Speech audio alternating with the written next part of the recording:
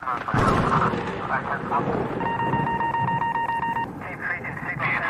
suspect is armed and considered extremely dangerous.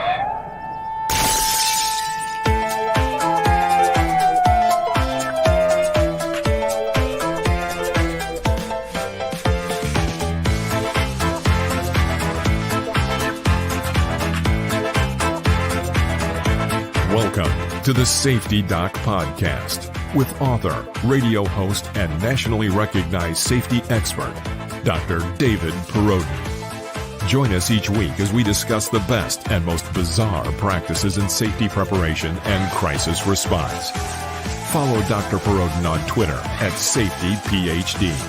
And remember, the truth will keep you safe. Hey everyone, it is your good friend Dr. David Perrodin from down here in the historic North Star Recording Studio. The Penguin is behind me, and it is Friday night. Glad to be here. Shout out to Jim, Princess, Corey, Solitude, Sunflowers. Thank you so much for being here. Impromptu show. Got a great one on deck for Monday. However, a regular Safety Doc podcast, which would be episode 202, is coming up. I'm just had to adjust the settings here on my camera, and all's good. Well, kind of not all's good, but so I hope everybody is doing well. So let me know how things are going. We've had a warm couple of weeks, 30s and 40s. Today it's 22 degrees, a little bit cooler, but then it's going to warm up again. So what that did is it made it look like my firewood. We had a really cold stretch in December. I didn't know if I'd make it through the year, but then it warmed up here, so I haven't been burning as much, and things are looking good. Actually, I'm going to have to burn a little more frequently kind of during the day to make sure that I'm burning out all of the wood by the end of the year. But yeah, we don't have much snow on the ground. So we had like a week of sledding weather, and now about 80% of the lawn green grass is out there. And I'm really liking that concrete slab I had put in the side of my driveway, because anyone getting out of that side of the car, you get off on concrete now. But when I pull the car out, because otherwise things are kind of narrow, when I get it out, I can swing it over there, like the front end, and then kind of angle out. I don't have to deal with like trying to, any snow drifts, snow mound type stuff. Anyway, it's just really cool. We are another week in here. So our first week basically of 2023, and what a wild one. When I did my show on Monday night, that was when the Buffalo Bills player collapsed on the field as I was doing the show, right? That's coming through as an update on the other side of the screen. And I was like, holy smokes. Thankfully, it seems like he is on a good trajectory for recovery, communicating, and the reports coming out there. But holy smokes, I mean, what a thing to have happen. And then we have this Speaker of the House hasn't been settled, and just wild stuff. These 10 inches of rain hitting San Francisco area, and the stock market's down huge, and today it's up huge. And so I think we're in this this kind of wave that is it's up and then it's down, but this is happening very frequently now. So it's kind of like, I don't know if anything kind of throws me too much anymore. The Colonial Pipeline apparently has some issues, not supplying gas and whatever's going on there. But anyway, that's where we're off. Well, really crazy, maybe start again to a year. And we've had a couple of those here in recent memories. So what's up, Doc? It's our good friend, Alex Patino, our truck driving friend in the field. Welcome. Let's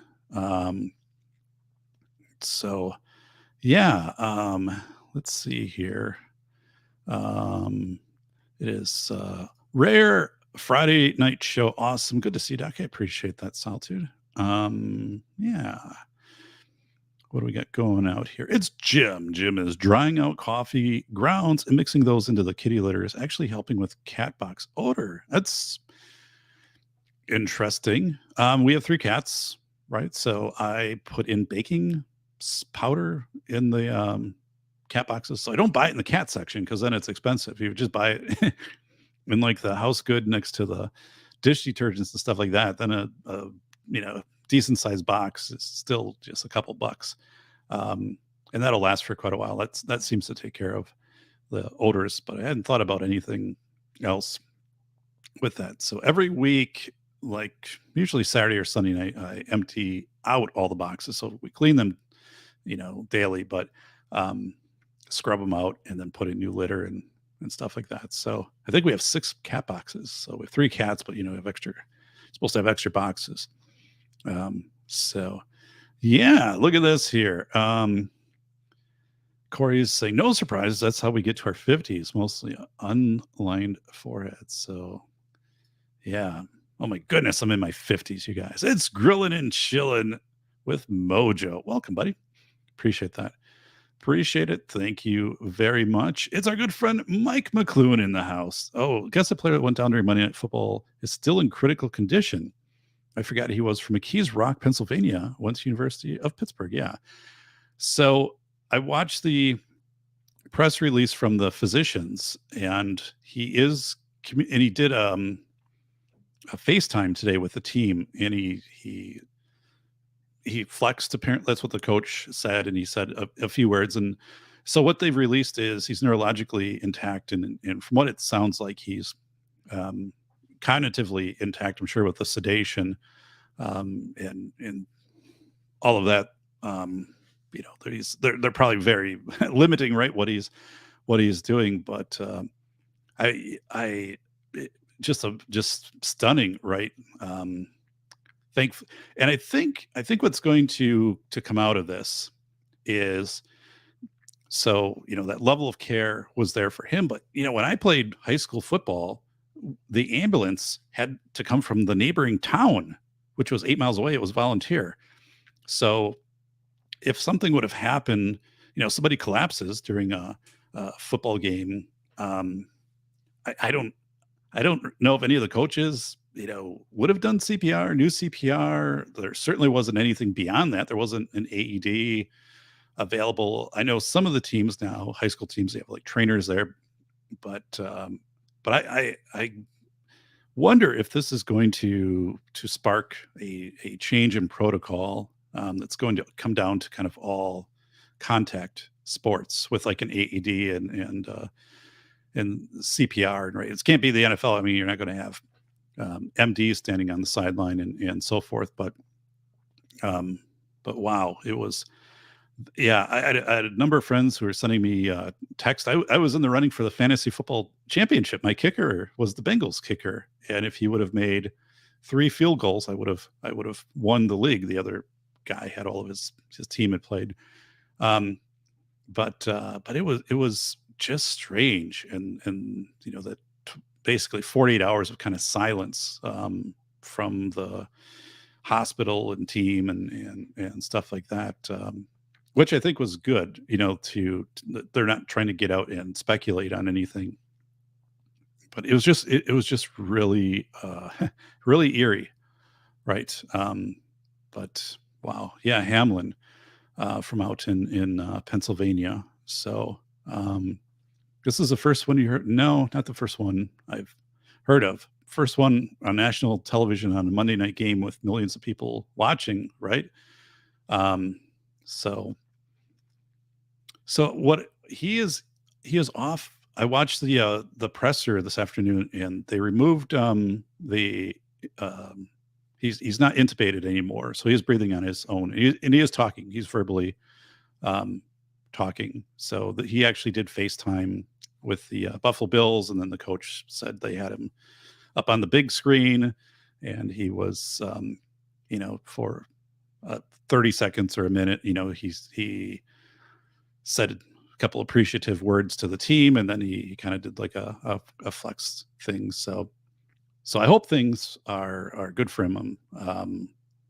It's between now and whatever, I guess we'll see things develop. But holy smokes, that was just something. So yeah, so giving tax breaks to the uber wealthy is useless spending. Wow. So I think 270 pro athletes, all at cardiac events.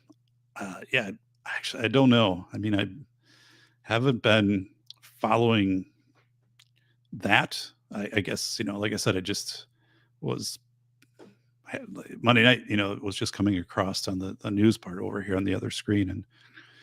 And then to cancel an NFL game was largely, unprecedented. I think I remember after September 11th, 2001, the NFL canceled for, was it a week or two? And then the first game back was Washington at Green Bay on Monday night, I believe, but that was the first game back. So, but anyway, guys, so a couple updates. The floor here in the historic North Star recording studio that I had replaced in June of 2020 is going to have part of it has to be replaced.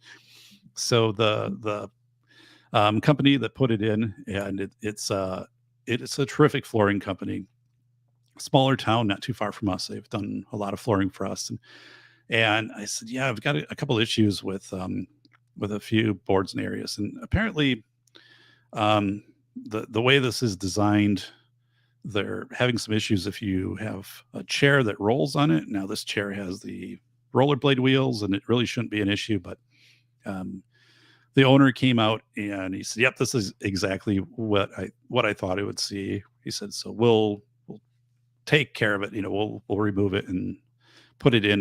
Then they're going to do it in a different way that I should never have this issue again. And then also I ordered like this really nice floor mat from this place in Bison Mats in Minnesota that specializes in this. So I'll call them up and place the order yesterday. So yeah, the thing is, I'm like, I use this office a lot for consulting, so I can't just take all the stuff down. And they said, well, here's the deal, like we'll move everything, even the desk. We have a little machine, we'll jack it up. I'm like, whoa, that's great, because last time I had to move it, that was a tough job. So I said, yeah, just let me kind of mark where things are at, take some pictures and some measurements so I know exactly kind of where to put the desk back, when you guys do that. And he said, yeah, we'll, like a half day project. And so anyway, we're going to do that in June, while I've got a break from consulting. And then I can give this area a couple days to just kind of set in. Some of this stuff is going to be glued down because right now it's a floating floor, and that's, I guess, part of what's contributing down here. We've never had any moisture or anything. But like you said, it's kind of one of those things that is showing up with this type of floor. So basically, it kind of cups, so the ends of the boards come up a little bit, and just progressively. So, but yeah, I saw that, Mike, and wow, looks like there's a lot of evidence that they compiled for the murder of the students in Idaho, bringing in the suspect, the alleged murderer, all pro Lemonton falling in. So, yeah, wow. So that's it. This whole Speaker of the House thing, I don't know about you, but it's crazy, right? It says it's been 140 years or more since they've gone multiple days without declaring a speaker, and the dysfunction just seems to be off the rails. And I'm wondering, is it because if you have a system that's kind of collapsing, right? So I saw this in 2008 and 2009. With when we got in toward the end of the Bush, administration, when Obama was coming in the era of American Recovery dollars, and it was just a mess. And basically, I think it's like the a party doesn't want to make it good for the next party. I don't know, but I'm just like, holy smokes, it is it's messed up. So we'll see what happens on this whole, who's going to get voted in to be the Speaker of the House. So it could be anybody. We're thinking it could be Corey Slater. So it's kind of the latest going around. I'm like, yeah, it could be New York Outcast, might be Andrew.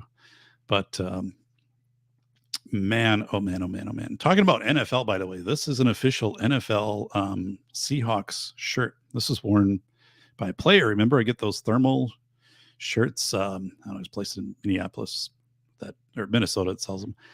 They get them donated by the teams. But so like the player's name is not sewn, but ironed in the back. I don't know who it is. It wasn't not anybody famous, but this is probably like 5 years. But this stuff is awesome. Like it's super warm, like super durable. So yeah, they don't come up much anymore. So I kind of scout for them every few days to see if one shows up on eBay or one shows up at the store. But yeah, so awesome. Let's see. And I install flooring regularly. All right, New York Outcast. So do you have a little bit of what do you recommend for a luxury laminate floor? And so my chair has 5 wheels, and I put the rollerblade wheels on, so they're softer. But then again, I have this kind of cupping that's really happening in this area. It doesn't happen anywhere else. And so between like the chair and me, that's maybe 250 pounds total. Probably a little less than that.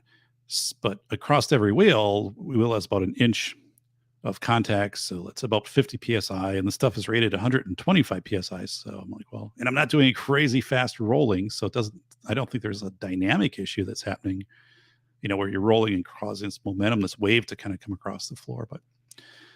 But anyway, I don't know. It's a basement office. I like this floor. They said, yep, we've seen this. We know how to fix it. We'll come in and do that. And I'm like, all right. And they're like, do you know Mike McLuhan? They're like, of course we know Mike McLuhan. Well, okay, then I trust you. They're like, Mike McLuhan, right? I'm like, yes. Guy with the bear for his, they're like, yep, the guy. I said, all right. So I'm like, you really, Mike? They're like, yes. I'm like, okay. So I'm like, you better not just be saying, Mike to just kind of, get that ancillary trust factor in here. Oh, it's by association, Mike. But nah.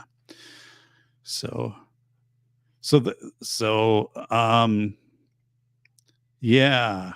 Oh, so that's an interesting thing. So yeah. So they're going to the manufacturer had told them that this was the way to respond to this, and they've laid out like a lot of this, and some of this has been in commercial offices and stuff like that. So when this does happen, then they go back in and they secure it down, and then actually I'll have a mat on top of it, and the stuff it's not supposed to change because of environmental conditions. It's not supposed to expand really or anything like that. So but we'll see. I mean, probably the biggest thing in this office is this isn't a very big office. So ultimately in a few years, I wouldn't want to replace the floor, but if I had to, it's the biggest part of that is just cleaning the office out, like taking all this stuff down and finding a time.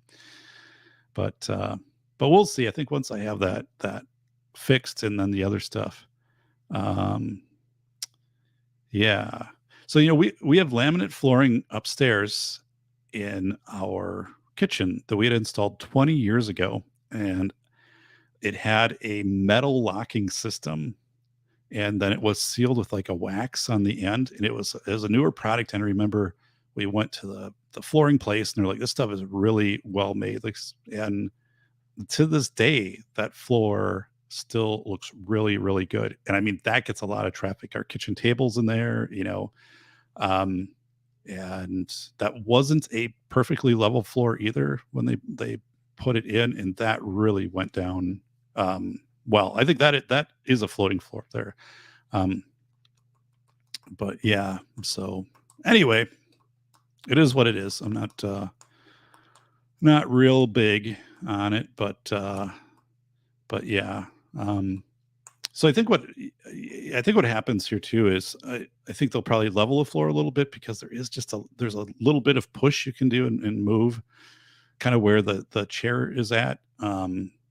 Now per like the instructions on, if it's like 1/16 or whatever, the tolerances seem to be there, but of course, like if you're going over it with a chair and then like it's coming up. But anyway, I start to notice it and then I could start to feel it.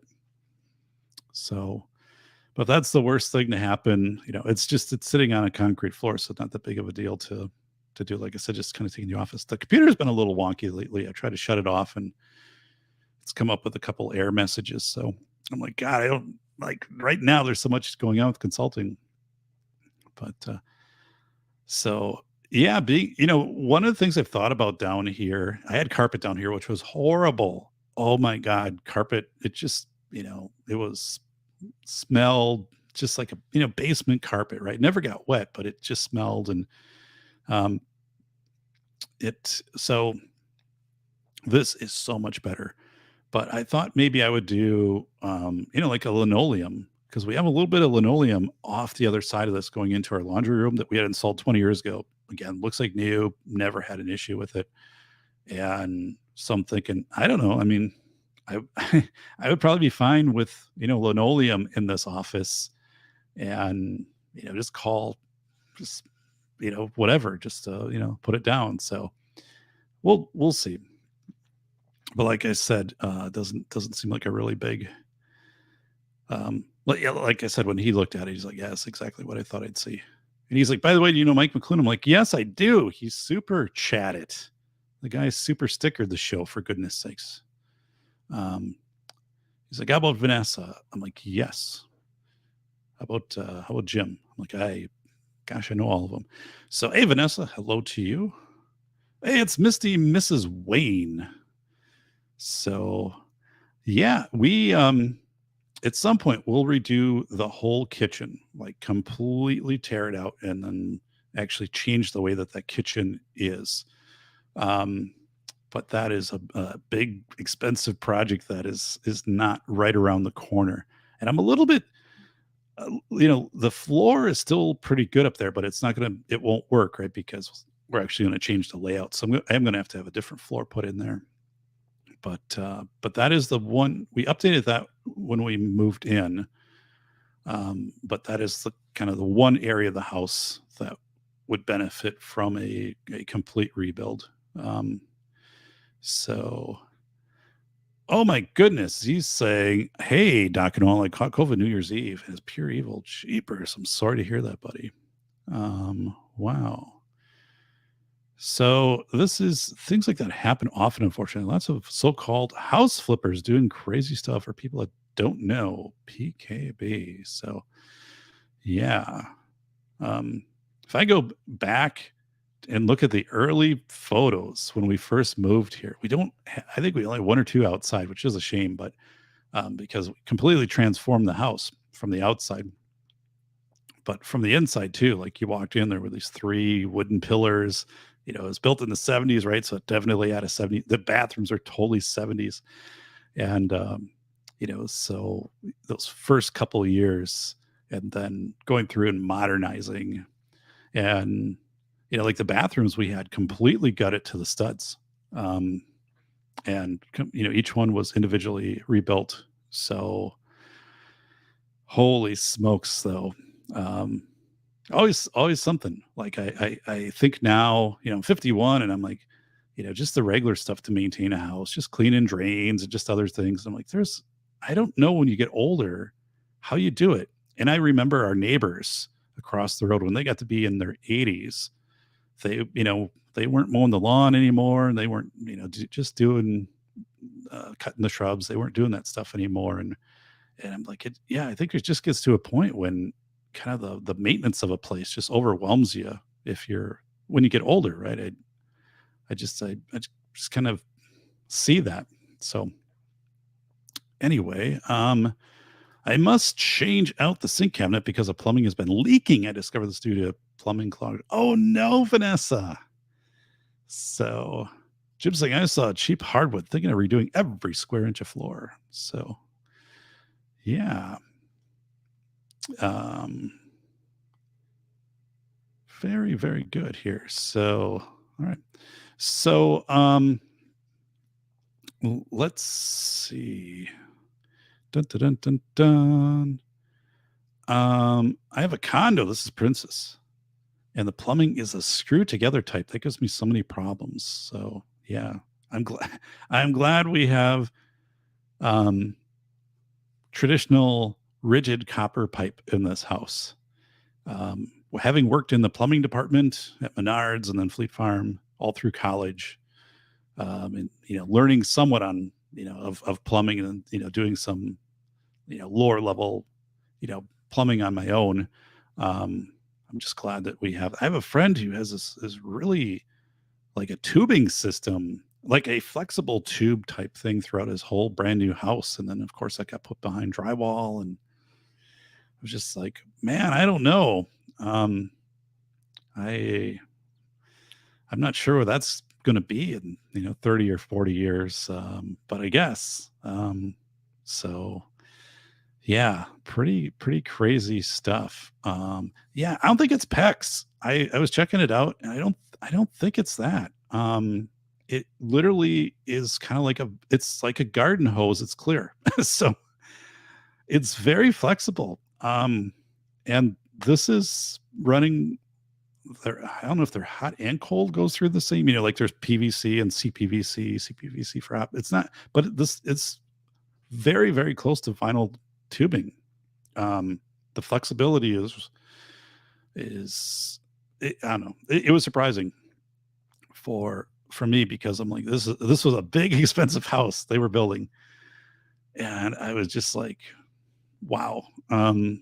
And they really finished everything off too. It's like they weren't trying to cut corners and save cost. I mean, they built an outdoor pool at the same time they built a house, and so I'm like, they just thought this was the way to go with things. So I don't know. And they live in a cold weather climate too. So I don't know the odds of freeze. Who knows?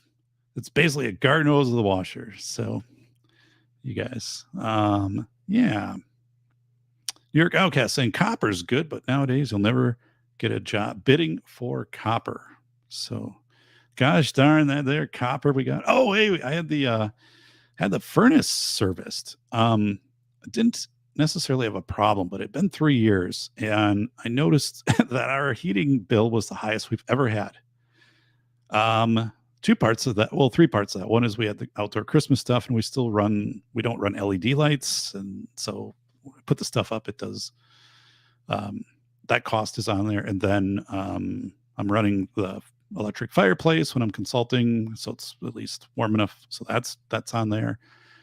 But then I was like, God, maybe the efficiency isn't there right now in the furnace. I mean, it's 5 years old. Last time I had service was 3 years ago. But so the guy comes in, and I was surprised. I called, and they're like, yeah, we'll be there the next day. They're in town, and they're the ones that put it in. So yeah, they went and cleaned stuff up, and he said, no, everything's good. Little adjustments on the flame and stuff, but nothing big. Everything looks good. And it's like, well, that's good, right? I mean, so, but we have a MERV 11 thick air filter. And I had that cabinet put in summer, because the previous electric cabinet that was there, that was a residual from the old furnace. That thing wasn't working, but that sucks any of the soot in the air a little. It turns it dark pretty fast. So I said, what can I do about this? Because I can't be changing out a big pleated filter every couple of weeks. And they're like, you can vacuum those off a couple times, and that'll buy you some life. Like a HEPA vac. I'm like, well, I'm in for it. Let me do that. So, whoa, look at this. So Princess is saying, for about a week, I thought someone was knocking on my door. One day I decided to open it, and guess what? It was a woodpecker looking back at me. Oh my goodness. Oh my goodness. Wow. I'm going to give a wow for that. Wow. So, That's crazy. Our neighbors had wood siding, and when we first moved here in the morning, you'd hear the woodpecker out there, and it would be putting holes in their siding. So they would, man, that drove them crazy. We never had that here, although we had redwood initially when we moved in on the house, but now we have steel sidings. So good luck with woodpeckers. But yeah, now it's a bad sign. Like if it's going on with a tree, because unlikely it's infested, tree's dead. None of my trees, but like my neighbor lost an elm 2 years ago, and the woodpeckers were just like working on it. So I'm like, that's a bad sign, buddy. Um, yeah, and he cut when he had that cut down, they could have taken the wood, but he said, no, I'll put it in the back, and then like I'll split it and I'll give it to you. I'm like, yeah, I don't really.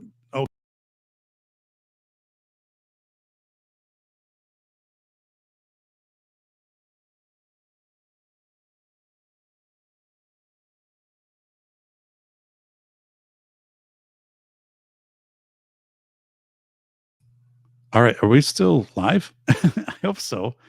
Um, I don't know what happened there. So, are we still live, guys? So, give me a sign here that we're still good. Yeah, that was me. I was moving the mouse over, and this mouse has buttons on the side, and which I never use, and I hit one of those. But thankfully, it just took me out, but kept the show on. So let me see here. We gotta. All right, good deal, good deal. 16 degrees outside right now, so good deal, good deal. I was having those issues too with the. Hey, we're back. The camera. It wasn't the quality of the camera, but what happened midstream is it would come up and it would say, "Hey, like um, another program has found your camera. Do you want to use it?" So I'm like, What's going on?" And I had to do a lot of research and troubleshoot through that. And there were other people that had this problem on Windows 10 with this type of camera, and I found the setting to go in and to turn off all of the other stuff to say like it has to ask me. It can't automatically try to identify. And then it solved it. So, but I was doing consulting last week. No, well, this week. It might have been last week. Might have been after Christmas. But anyway, I had a meeting set up, and then I couldn't get the video because it just kept saying there's another program trying to access your video. So here I am, and then I'm like, you can hear me, right? So I just had my avatar up. Not the most professional that I wanted to portray in that meeting, but I mean, people get it, right? That things happen. So the penguin has something to do with it. Looks sketchy to me. Yeah, it was my daughter's penguin. She used to feed that Cheerios. Now she's 16 years old and she's out with the car tonight. But yeah, so that is the little or the little snowman is just taped up there. So we were, doing some family chats and stuff like that. So we just, some of the extended family have young kids. So we just try to make it a little fun in the background when we do stuff like that. So, but yeah, it's all good stuff. So dun dun dun. Memphis is good. So yeah, very good. Oh my goodness, look at this penguin here. So wow. So I've enjoyed returning to consulting. So that was something, I'd shared when we got to November. I said, yeah, it needs to happen. I need to go back and I still feel the economy is real sketchy. Look at this, our good friend Sast One Too Many. There he is, Sast One Too Many. Join Florida. Sast One Too Many. And I'm just like, I've got to, kind of need to bolster things, need to do that. So, but it was good. It was smooth to start things up again. And actually I improved upon the way that I did things. So I'm kind of thinking it's good that I returned because I took everything that I had, which was a really good system, and then there are some ways that I could increase that and make it even better. So um, yeah, I'm enjoying that, and it's been a good thing. So but yeah, let's see here. Mom used to get these stress headaches. This is Corey under the Atlas, right? Oh, under near okay by the shoulder blades. Wow. Um, man, Princess, sorry to hear about the headaches. So um, I've never gone so long without headaches. So, well, good, Vanessa. And this guy's never a headache. He's always a good time. It's our good friend Sast. One too many. So yes, Sast. Um, wow, wow. Um, so I don't. So what are your thoughts on the economy and what are you seeing by you? Any stores closing? Um, I've been reading stories about things like pallets. There's an abundance of pallets right now, which is kind of a weird observation, right? But pallets in shipping crates, cargo shipping, things like that are down, which would seem to be an indicator, right, that there's less orders, there's less merchandise moving around or orders for merchandise. I'm also wondering how many of these stores, like Walgreens and Walmart, Target, like how many are going to just stay around? Um, I just in the brick and mortar versions, really having a hard time seeing how those things make it. Um, so I don't know. I don't know. So what else? Stores closed, prices going up when they actually have the product. So wow. Um, so the prices are going up when they actually, yeah. I don't know, the whole shopping experience is just weird. Like at our Walmart, we have a super Walmart, not a super Walmart, but just a super Walmart as a very large Walmart. And what they've done is basically if you cut the store into eighths, the right side of the store, that 8 out of 8, that's gone. That's just completely empty and there's nothing there. I don't know what their plans are, like they don't have anything up saying coming soon. Um, and so it's just strange. And it's been that way for 6 months now. Um, it's weird too because we don't see um, you know, there, I don't know. It would seem maybe there should be something saying there's plans or like when they move stuff. I get asked all the time by people now, and they say, "Hey, like, do you know? Hey, sir, do you know where the cottage cheese is?" I'm like, I'm sorry, I don't. Somebody asked me where the light bulbs were, and I did know where those were, but I'm like, wow. Um, so some of the stuff I have to go online and I got to be like, where is this? And it'll be like, it's aisle F30. I'm like, all right. But I'm like, um, so let's see. Florida has been booming since the start of the pandemic. Our friend Sass. Hard to tell here. I do see lots of empty shelves. Products go in and out of stock. So Florida, yes. Dun, dun, dun. Dirty Rotten Scoundrels.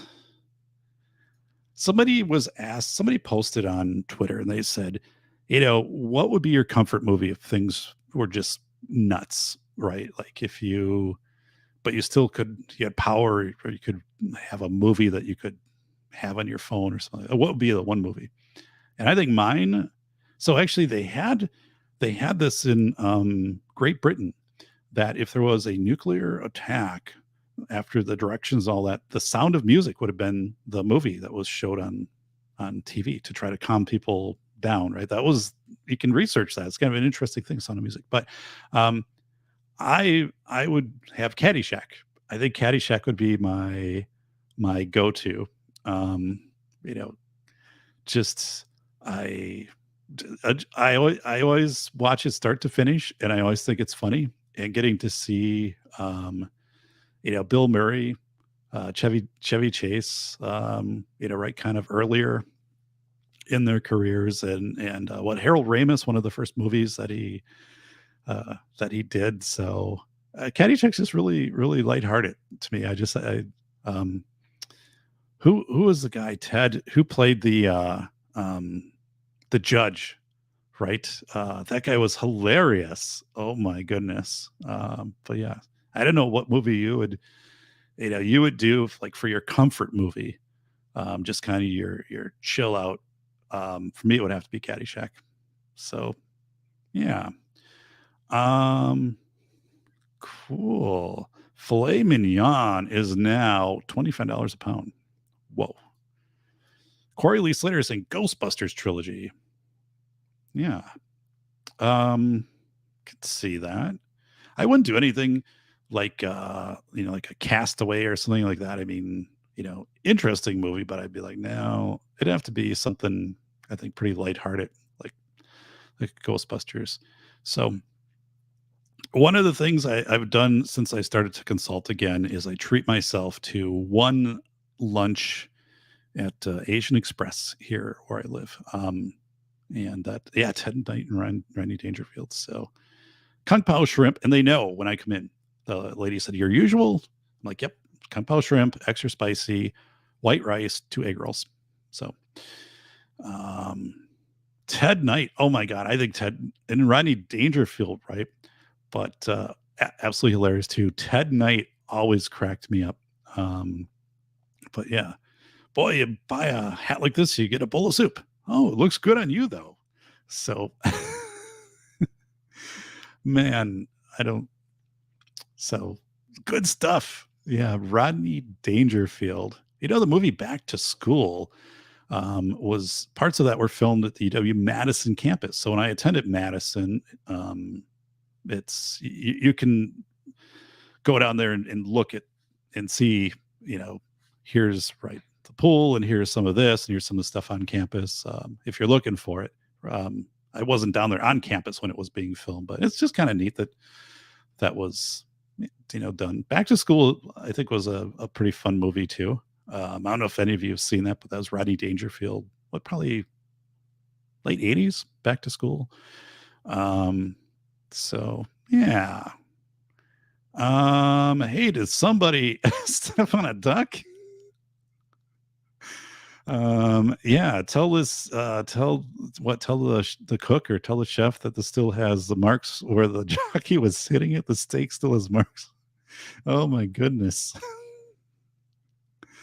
So we could recast that today, and we get Sassed as the clubhouse manager. Mike, let's see, you can be Judge Schmales.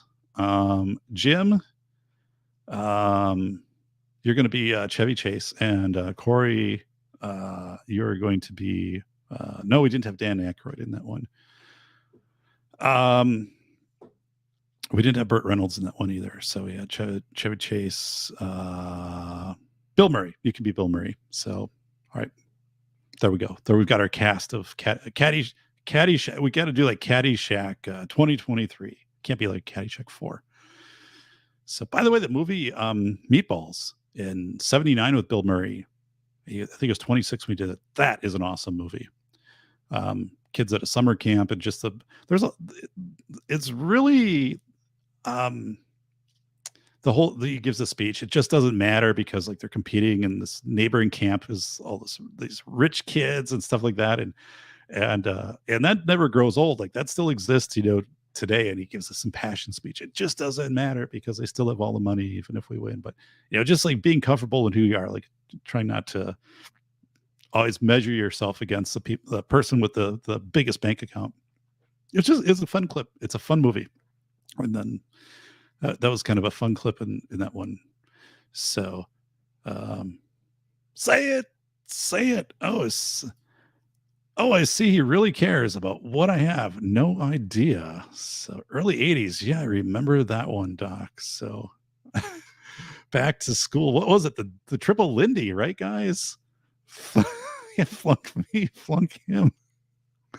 So the triple Lindy. Oh my God.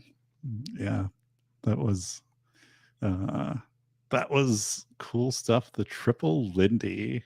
So let's see here. Dun, dun, dun.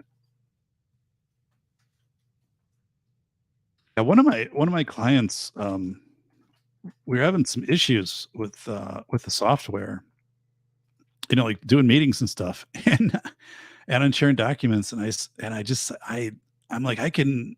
You're the, you never want to tell anyone. You're the only client this happens with, right? Everybody else is able to manage their system interface works fine, and but I had I got hold of a couple clients and I said, hey, like, can I just test a few things? Because I don't know if there's something I've got going on or if they got some business firewall system going on. But it turned out that their IT discovered they had a new firewall.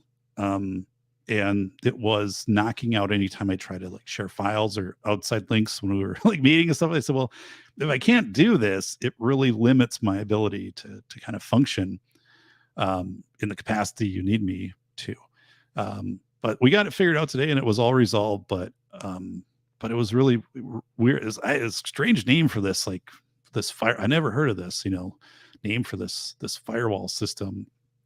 And then they went in and yeah, it was treating some of the stuff as if it was pop-ups, and I'm like, I don't know why, I don't know what's going on, but anyway, so all right, we are going to show right here. Okay, so just so you guys know, we are going to show a clip of this is SAST One Too Many, and this is taken down in Florida. Where he was at the club, and he was doing a little bit of a diving. So we got a clip right here. So hang on tight. And this was this morning. This is SAST, and here we go. So here we go. And all right. So whoa. Okay. And all right, so you should see SAST up on your screen right now if this worked. Okay, all right, so there is SAST. So let's see what happens here. There he is. There goes SAST.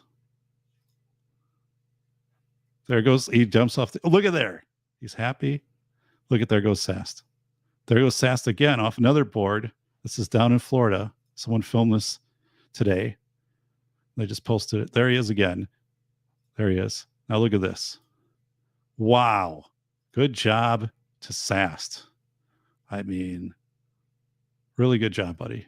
So, yeah. Nice job, SAST. Wow. I couldn't do it, man. I'm not fit. I don't have the cord. I'm not... I mean, I wouldn't but to see SAST do that, I mean, those people watching, it's pretty cool. So, very good. Very good. Wow. Let's see. CLU University, right. Yeah. So I think it's Connecticut or something, isn't it? I don't know wherever that was, but, anyway, Guy's a legend. That's SAST. It's our good friends. That was SAST. I had to get through that so I don't get flagged on that. But yeah, that was SAST. So very cool. So now I can barely walk with vertigo. I should buy another motorcycle. So wow. I don't get out that much in winter. So in summer, all the yard stuff, biking, things like that. And then in winter, that significantly drops down. So I can kind of, I notice it, with moving around and stuff. Like I can, pull a hamstring a little bit just from getting up off the couch wrong when it's winter time. And then, so I'm like, winter be gone. So I wanted to share when I was working at the Wisconsin School for the Blind. So, oh wait, Jim is that is a Lindy.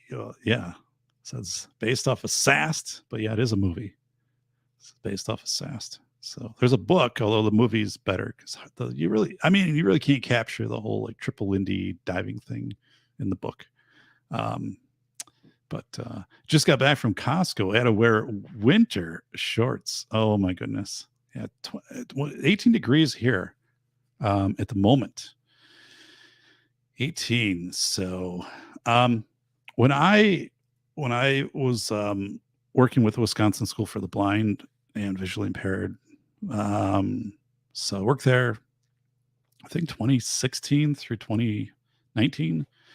As I said, best job I ever had. Absolutely loved being able to do that.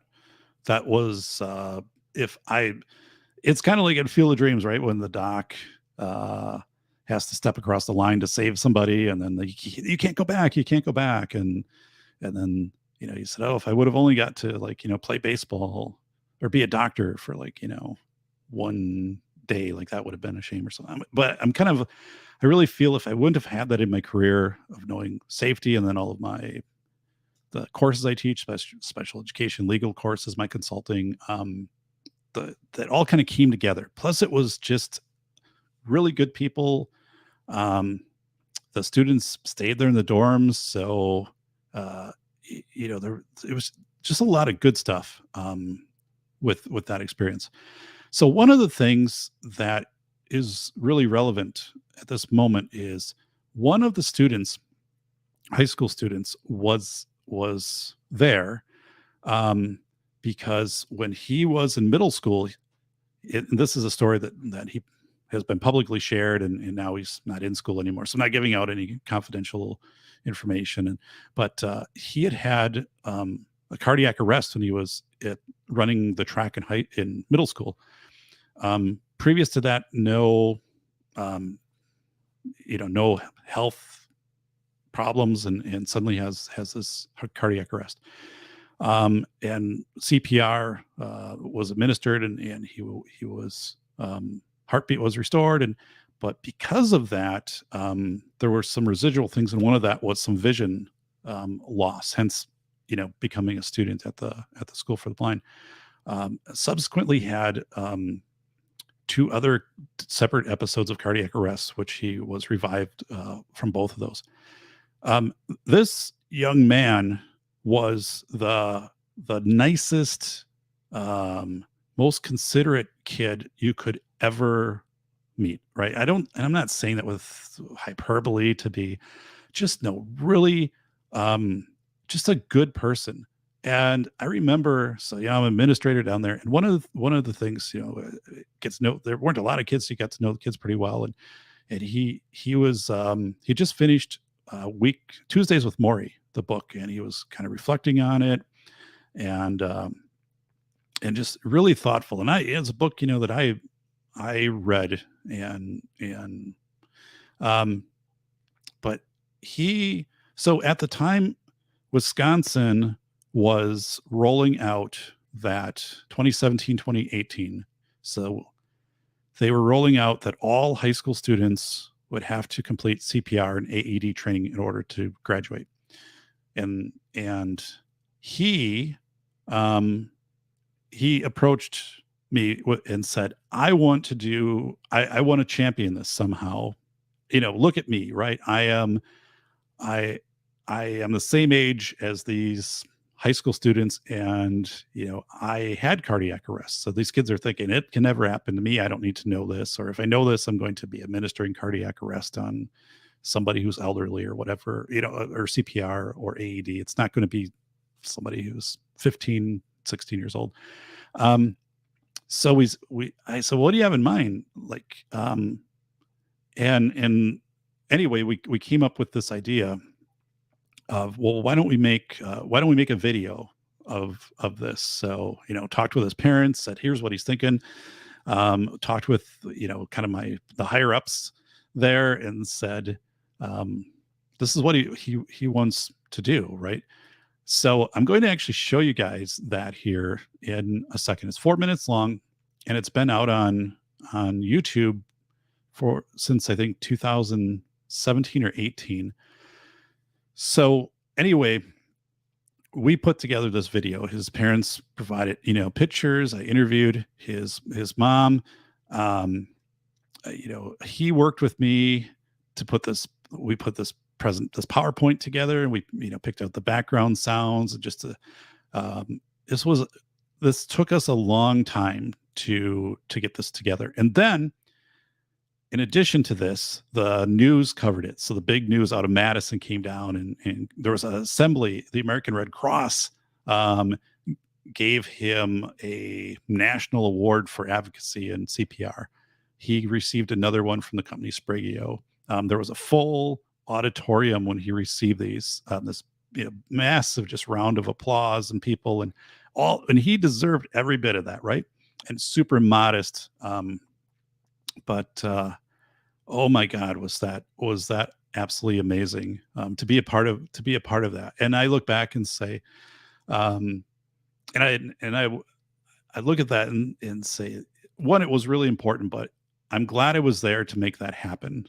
I was the facilitator in that, right? Like I was able to bring it all together. It's all, the magic is all him, but I mean, and that was just an awesome experience. So I'm going to bring that up and show you guys, this is what we did. You should still be able to hear me, but it's only 4 minutes. And I put this link out on my Twitter too, but it's relevant right now, especially because of the Buffalo Bills player, Dahmer Hamlin, going into cardiac arrest and people doing CPR. But anyway, so this young man produced this and got it out there. And again, there was American Red Cross, sent in, their people and this award and this, and it wasn't about that. I was glad that happened. But he wasn't doing this thinking, I'm going to get something at the end. He really was saying, I want people, this was shared out. So this is on YouTube, but there's an actual file then that gets shared out of this video to schools from the State Department of Instruction. So anyway, let's bring this up. So, and by the way, and as you'll watch this, you can get a feel. I mean, it's not like super smooth, and that's because like we did this together, right? So he's doing his first editing stuff on that too. But this is really cool. So cool young man that put this together. So let's do this.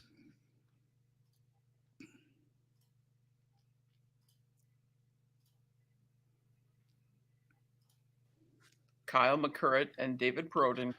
Whoop. All right, let me do that again. I don't think I had that. So, wait a second. Dun, dun, dun. All right,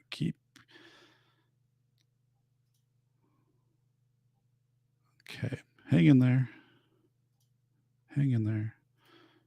There we go. Okay.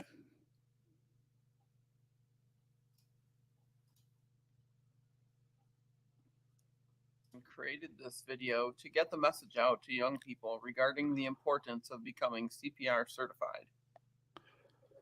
In 2016, Wisconsin became the 27th state to require CPR and automatic external defibrillator training in order for students to graduate high school. This is Kyle. His life was saved by school staff that performed CPR on him after he collapsed while running on the school track during physical education class. His mother, Dawn, will always remember the phone call she received from school on September 11th, 2009. I got a phone call at work that said there was a situation with Kyle and that I needed to get to the school as soon as possible. While I was on the phone with the secretary of the school, they radioed in on the CDs that they were calling the ambulance. I ran up and the gym teacher was doing compressions and just started screaming, Kyle, come on, what's going on? Get back. I could tell by his eyes.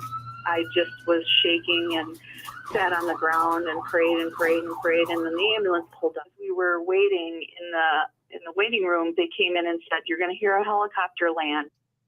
Kyle suffered brain injury from his cardiac arrest, and he needed to learn how to walk, talk, and eat all over again.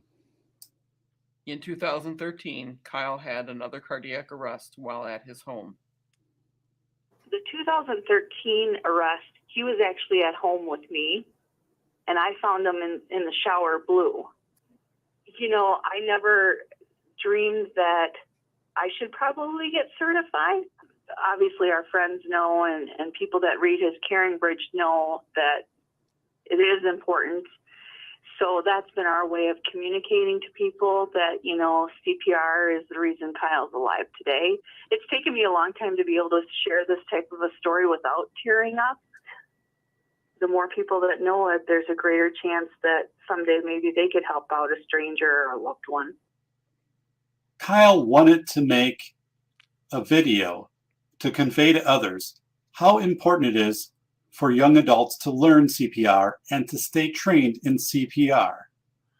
The reason I want to do it is just to get the word out there, just to say, hey, it works. It saved my life. And not only can it save other people's lives, I feel that someone that has had it done on them and has successfully worked on them, that it should be a more pressing message that, hey, it worked, it does work, it will work. I find it very important for anyone and everyone to learn CPR and stick with it. Get trained and stay trained because it can save a life. Kyle is a remarkable young man. He has unending compassion to others and is a role model to his peers and mentor to younger students. His incredible appreciation for life inspires everyone that knows him. He is working hard to achieve his goals and one day would like to manage his own hotel chain. I'm sure that he'll have a few AEDs on each floor.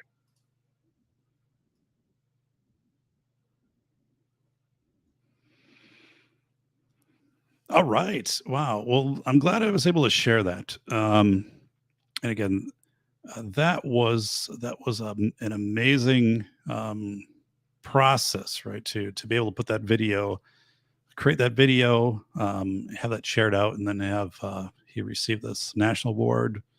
The Red Cross came in, presented it to him. There's this full auditorium. It was a big thing, and just a great kid. And looking back, sometimes, right, you have a rough day or something and whatever, and I look at him and his attitude was always just like, I'm going to help others, or I'm going to acknowledge and put some spin to benefit others.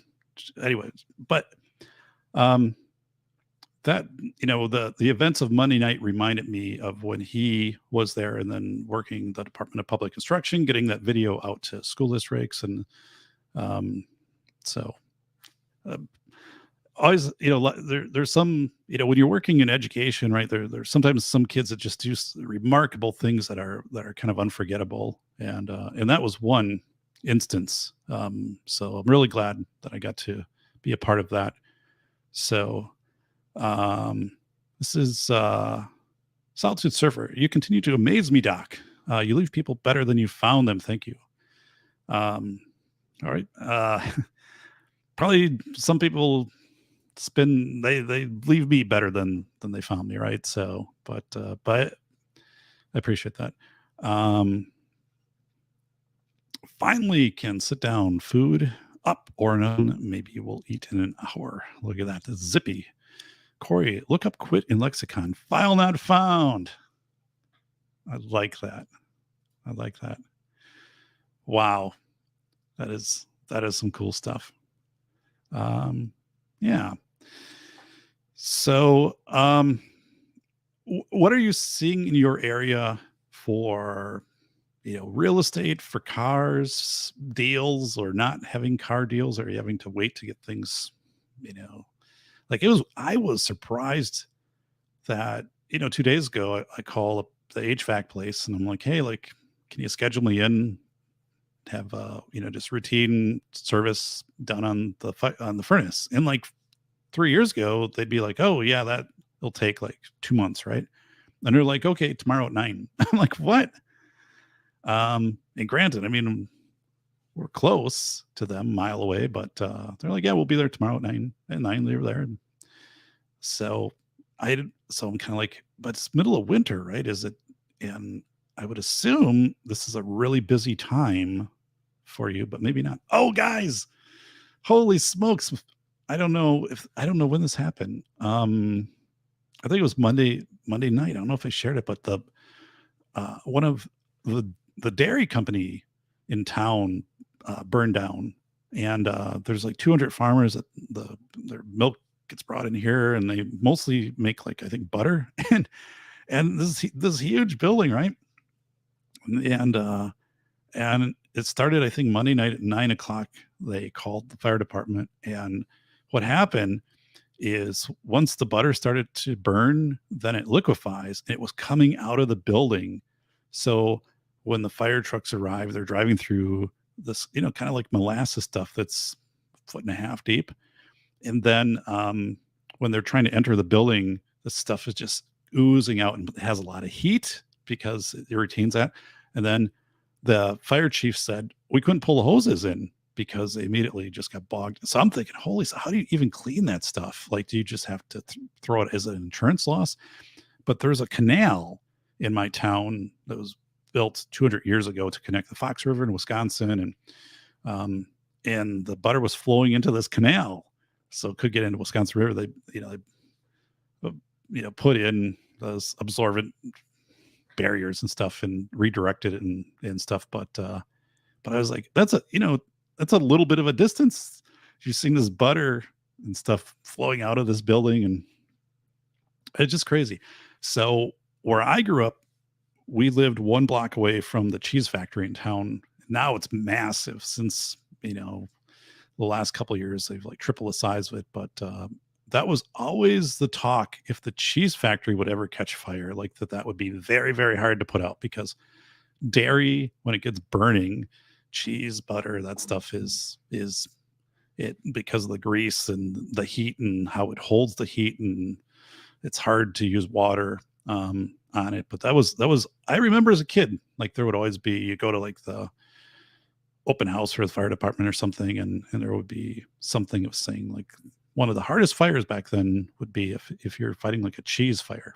So I'm like, well, that's not good. I live a block away from this place. They never had a fire there, at least nothing that was, a substantial fire. But here, yeah, they have multiple fire departments in, and butter it was interesting to see how the Madison News covered it, because they were down and they're interviewing people, and it was just like neighbors who were in the area, and it was just crazy. But it wasn't it was substantial, right? But like, this whole thing in the canal was way out of perspective, because like that canal is not it's not used anymore.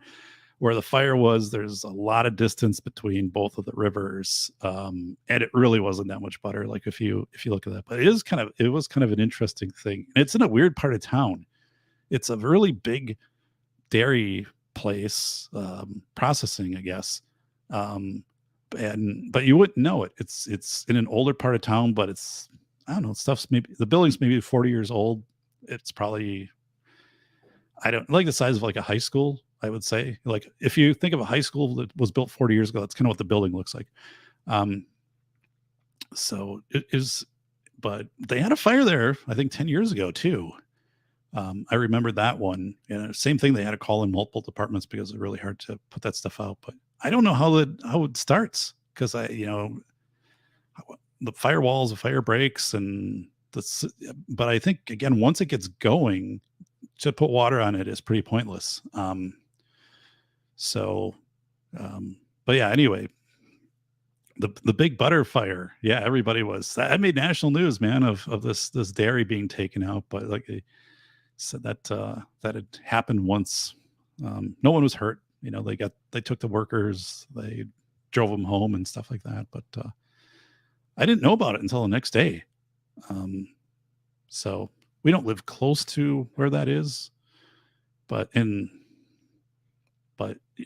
you just imagine watching this fire and this big thick like lava thing of butter is working its way out of the building, across a road, down a slope into a navigable canal. It's just crazy. It's the closest I'll ever get to being in Hawaii, like when there's a volcano. But yeah. So I've got to talk to the fire chief too and say, like, how what was the cleanup process after that? Like, how do your turnout gear, just all of this, like, what do you do? What's your process for that? So, but you can be like, I fought the butter fire. So remember the butter fire of 2023? Yep, the Great Butter Fire. Yeah, and now with the smoke, pretty much everything in the building, right? Anything that is consumable is a loss, and then you have to go in and scrub the walls, and so this place will be out of commission for a while. But yeah, the Big Butter Fire. Oh God, there's been a lot of cereal factories. Yeah. I think 2 years ago too, there was I want to say Nabisco or General Mills in Superior, one of their large along the harbor, granaries or mills or whatever, 8-story building filled with Fruit Loops from the bottom to the top, burned up, and a wood structure. But it was this massive cereal grain mill. But it was General Mills was cereal in Duluth Superior Harbor, and I look at that and I'm like, that has to wipe out at that time. That had to be a pretty big dent in production. So, or in raw goods. Like I said, I don't think it's an 8-story tower filled with Fruit Loops, but I could be wrong.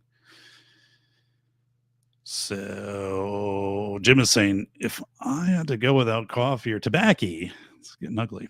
So. I had a 24 ounce of coffee this morning. So that's another thing. When I consult, I get up early in the morning and I eat a bowl of cereal. Like, I don't know. I don't know what it is. It's a shredded wheat thing, but it's got a different name to it. But, and then I take a green apple and I like it. I cut up a green apple and then I head down with a Quick Trip, like gas station donuts and stuff. I could walk it, but by the time I got home, like the coffee be cold. I go over and get a 24 ounce black coffee, and then working on that in the morning, and then that's great. So it's a great way to start off a day. So kind of got my routine down. Investors getting out early, it seems. So. I've been watching the certificate of deposit rates in the last couple of weeks here, and nothing has moved up, even though the Federal Reserve is going to raise rates again. Everything's hanging at about 4.5% on a 5-year and about 4% on a 1 year. I thought we'd be up to 5 now. So I don't know what to make of that. Is demand just not there for people, for loans, for cars and homes and renovations or whatever? So it's been a little bit surprising to me anyway. But I think, so I think I saw one CD go down. That's like a Bread. It's called Bread. It's an online bank. I'm not real interested in that, but I think their 5-year rate actually went down. So, but yeah, today was a weird day. Stock market way up, securities, NASDAQ and Russell and the Dow.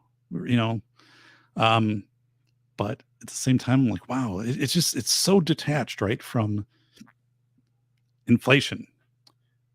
from what all of us are paying for insurance or paying for eggs or stuff like that. And just and systems not functioning, right? Things, just medical system, broken. I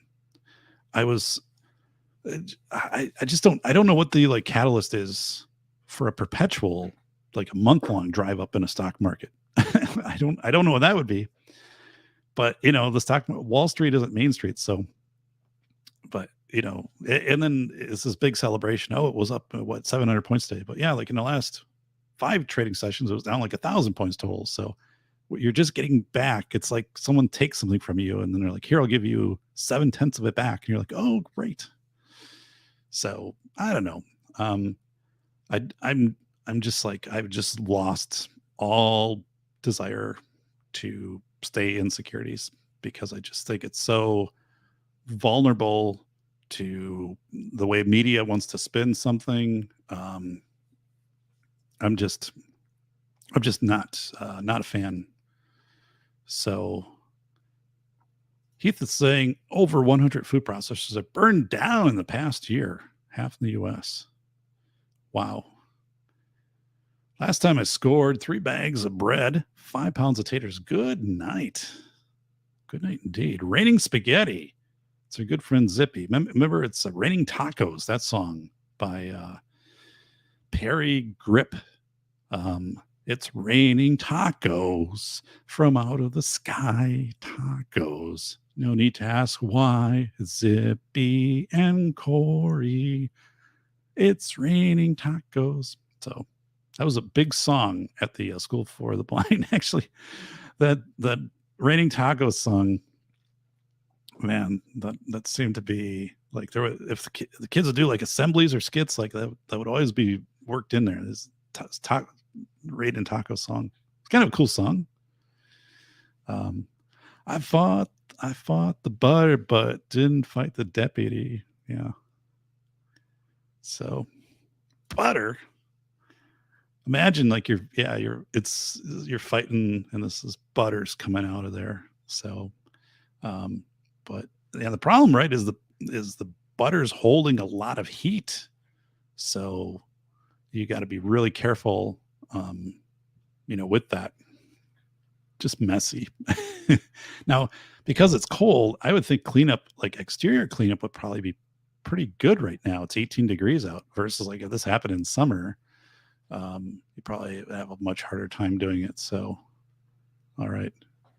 I should do a show there. I should take my, my camera and a tripod and show you guys where that actually happened. And I want to do a show on the canal. The canal's neat because when you connect the Fox and Wisconsin River, you can travel from the Atlantic down to the Gulf of Mexico, all through this route, right through my town, right? And this had been a trail for thousands of years that the Native Americans used. Well, you own a trail. So, but the canal is really cool. They've refurbished it. It's still historic. It's not functional. Boats don't come up and down the river today, but yeah, it is. I want to do that. So let's see here. 18 eggs. Look at this. Misty Mrs. Wayne, your birthday was, yeah, remember Thursday. So, well, I'm giving you a belated happy birthday. So happy birthday to Misty Mrs. Wayne. We're going to do something special for you right here for your birthday. You get the birthday confetti cannon. Look at this. Dun, dun. It's happy birthday to Misty Mrs. Wayne. Dun, dun, dun, dun, dun, dun, dun, dun, dun, dun, dun, dun. Whoa. That is, you're getting some of the graphics reserved right here. We're also going to give you the special gold right here. Right there. Special gold wish that you have now. So, yes. If you wish that Ron Wayne becomes a pirate, I will grant you a second one. As poorly done. I'll grant you a third one.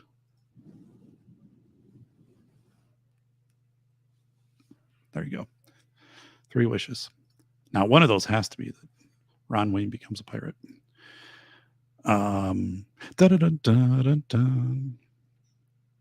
So, don't gamble on the market. You're better off with the state lotto. So, isn't it weird? Like we've had the mega lotteries or super. I don't do the lotteries, so I don't know what it's called, like super bucks, whatever. But Mega Millions, Mega Billions, and there's people buying these tickets, and it's like nobody won. And 2, right? If you win, in a lot of states, there's a big tax. So, the lottery is a big money maker for the government, right? I mean, it's not hard to figure out. So I look at that, I'm like, this is weird. And my thought on this is, and then it compels people, oh, you could be a billionaire when it's a 200 million people, it's just $200 million. I'm not going to play it. But what if the lottery, like your odds were better, but there were more frequent payouts, right? So you wouldn't get as much. You'd still get, $10 million or something, but your odds would be like 10 times better. Would that work? I think they actually said, no, it doesn't work. Like when you get up to close to $1 billion, then people are, that's finally worth it. Jim's like, I guess I'll play now. But, it's only 400 million after taxes. So I remember that one Tron, the 40 stock. Thanks for the memories. Oh my goodness. Wow. Here we go. So 45 days till Zippy's birthday. So it's on the solstice. Stays up all night. Corey is saying, okay, Misty, Mrs. Wayne, serious question. Why are you afraid to admit how old you aren't anymore? So, yes, how old you aren't. The older I get, I've noticed, not that I don't dress well and things, but like I don't, if my hair isn't precise, now it's a little frizzy over on the one side. It's fine. I don't think it's good. When I was younger, like that would have been, I would have been more conscious of that, right? But so Jim said I was dead asleep last night. I had a stream going. So wow. Congratulations, Misty Mrs. Wayne. Turned 40. Vegas never loses. So yeah, I would recommend this to anybody. Also, I had a meeting with my tax CPA, and so I had questions, and said, "What'll it cost to?" So here's boom, because she has to research it. Plus, she will be meeting with me. Then it was a telemeeting, but and so she said, "Here's what it'll cost." I said, "Fine."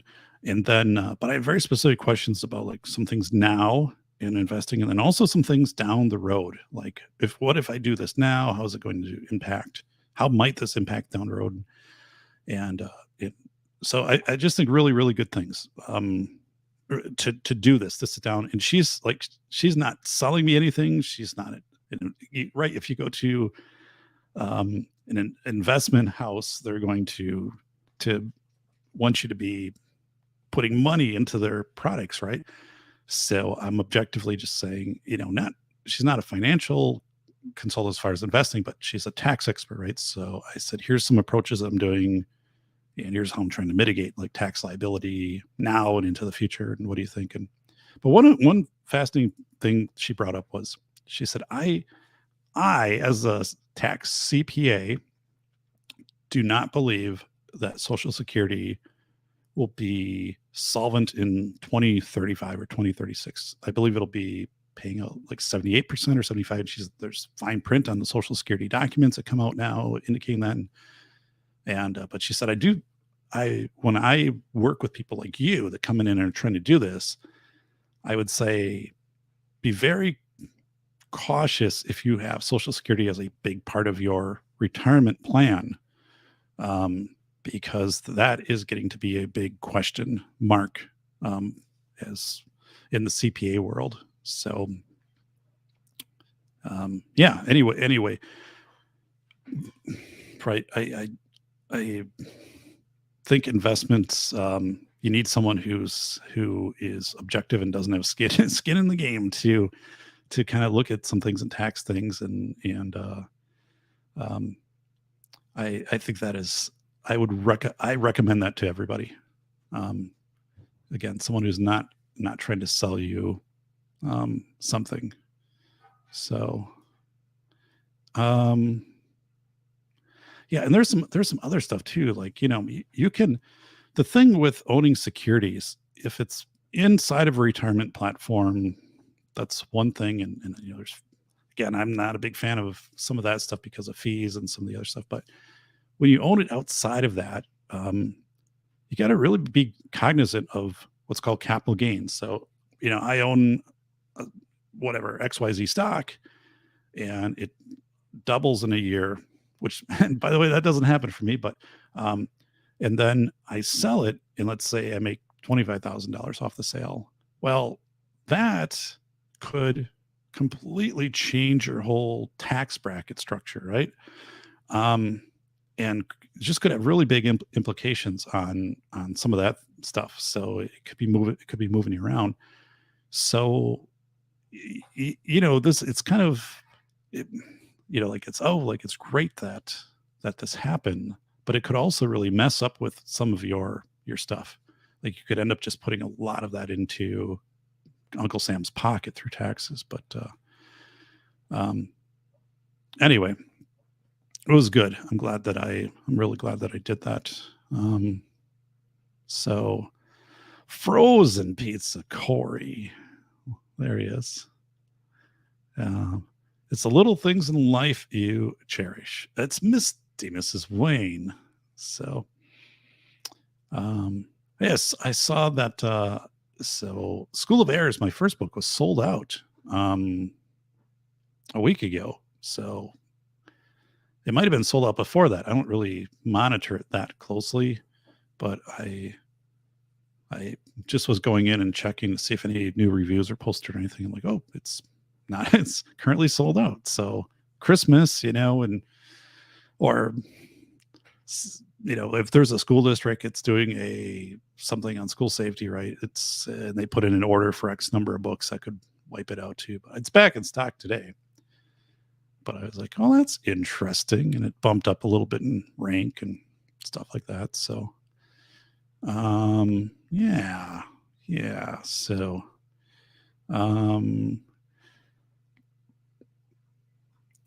look at this. Corey Lee.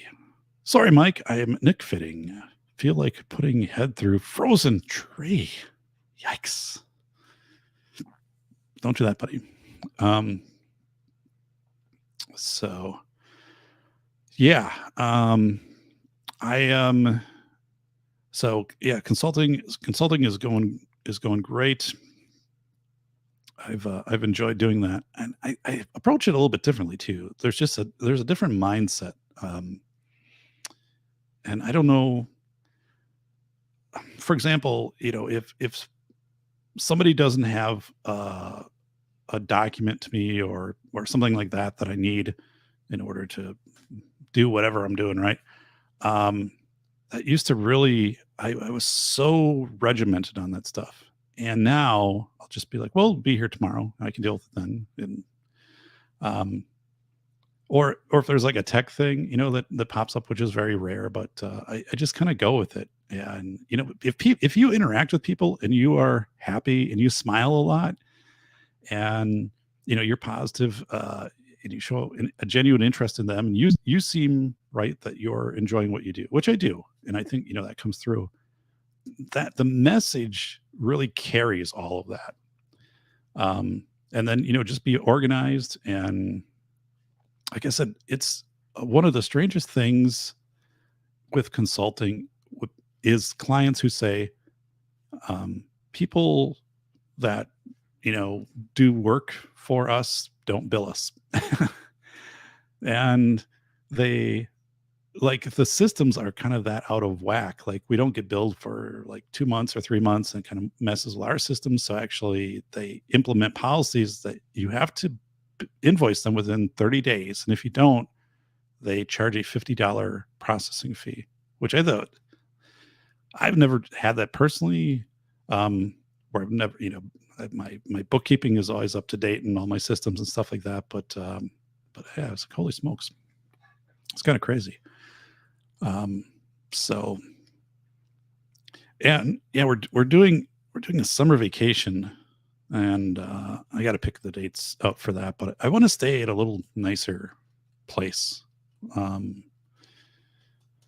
than what we've stayed in the past. We've stayed at a nice place, but I want to up it because I don't think so. In summer, my kids will turn 17 and 13, and I'm like, this whole thing of like a family vacation is probably ending, because my oldest will be off into school, and I don't know if she'll really want to do this. So in the next couple of years, like this will probably, although like they like these types of vacations, and but I'm thinking, no, I want to put a little more into, let's just kind of, up the accommodations a little bit. So, which I think is a really good thing. And on the other hand, you look at it and say, well, why put money in? You're not there to like for a nice room and some spacious area. You're there for the other stuff. I mean, I get it, but plus, like, I'm no spring chicken anymore. Meaning like we can afford to do that. I mean, we're not taking vacations every week. So, but Medicare, this is Medicare and Medicaid. So messed up paying medical. They like 9 months. So Jim, my tax CPA was telling me that for EdVest. So EdVest is if you're saving for your kids, if they go to college, you can use this, and it's tax advantage, right? And she said that is so messed up.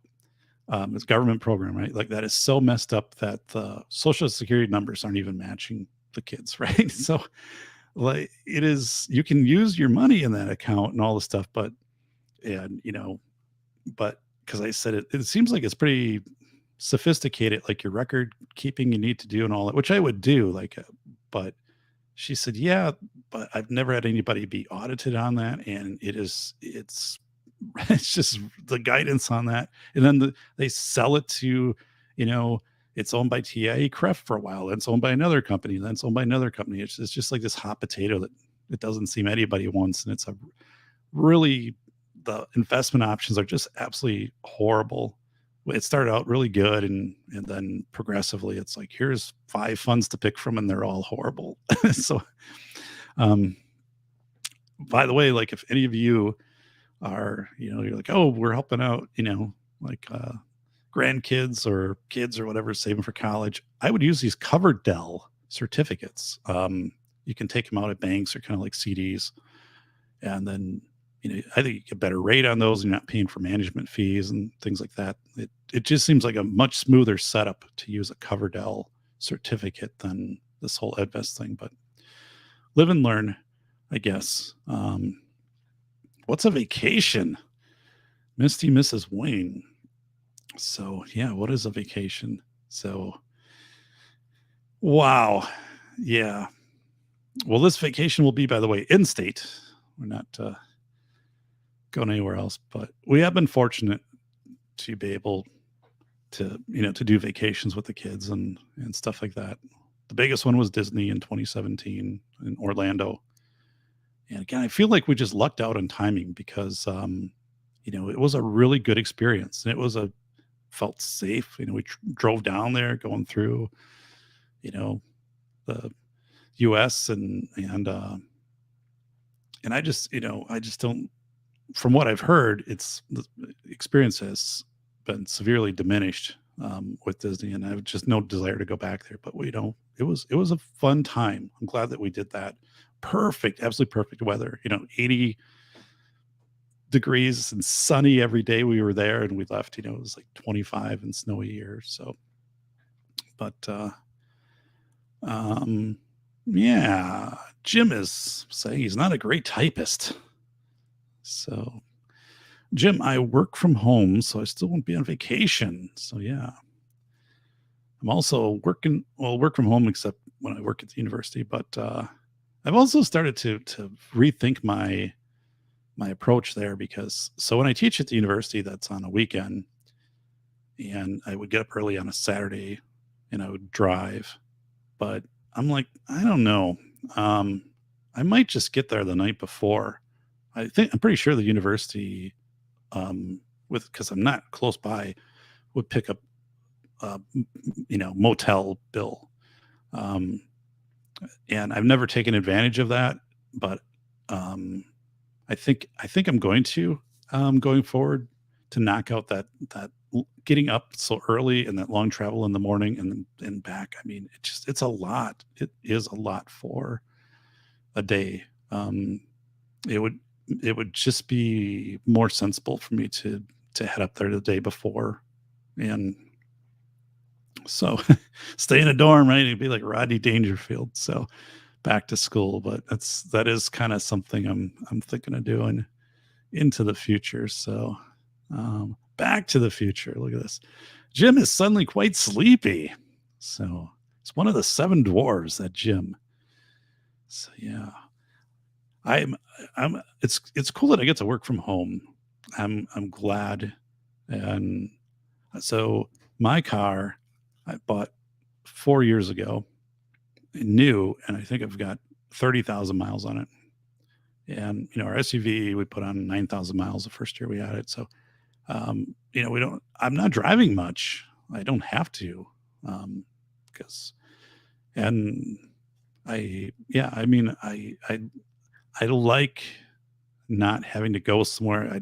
All these extra work meetings, right? Just all the work politics and just all that stuff. And, I'm just glad it's so much healthier, I think, to be out of that stuff. I mean, probably all of us, right? But I mean, I worked with awesome people, man. I worked with just some incredible people, and I also worked with people who are completely toxic, people that should have to wear the nuclear radiation sign on them, and you have to approach them with a Geiger counter. I mean, holy smokes! Like people, if you spend like too much time around them, then yeah, it just impacts. You've got that effect going on. But it's our good friend Ron Ween, the Kentucky Batman. There he is, saying Marty. So, vacation, get out of the house, but out of the city, not out of the house, but also out of the city, state, province, see other places, possibly National Geographic. So, yeah, I like to get out. So we don't have as many people who can house sit for us though. So that kind of it still happens, but it's not as many people around to do that. So awesome. So I'm looking. I gotta start scheduling out that stuff now because I'm sure we'll have other things come up. So we need to kind of build this in and say we're going to be doing that. So very, very cool. So otherwise, what a start to the year. Kind of hard to believe it's 2023. And I said, I don't know. Look at it. Well, it's the Kentucky Batman in the shadows. Look at that guy there in the shadows. So, yeah,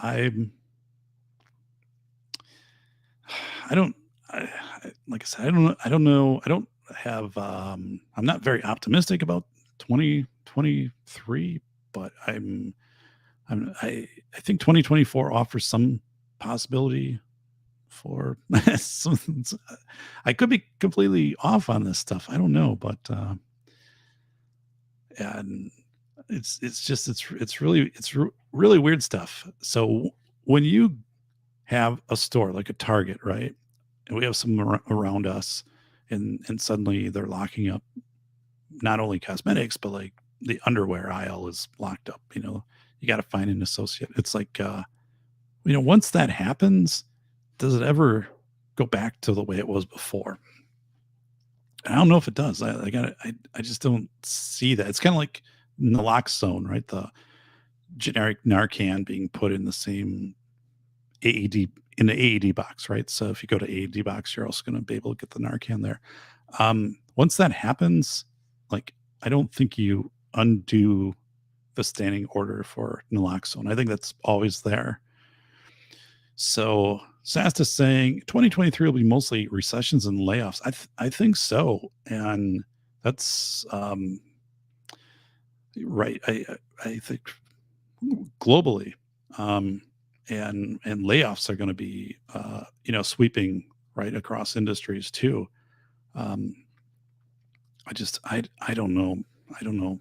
Here in Wisconsin, if you draw a line through the middle of a state, which is really like Highway 29, but if you cut the state into a top half and bottom half, the top half, which would be everything kind of like north of Green Bay over to Eau Claire, that is just decreasing in population. Businesses are leaving there. I mean, it is really a sad state of affairs. It's a tough place, not growing.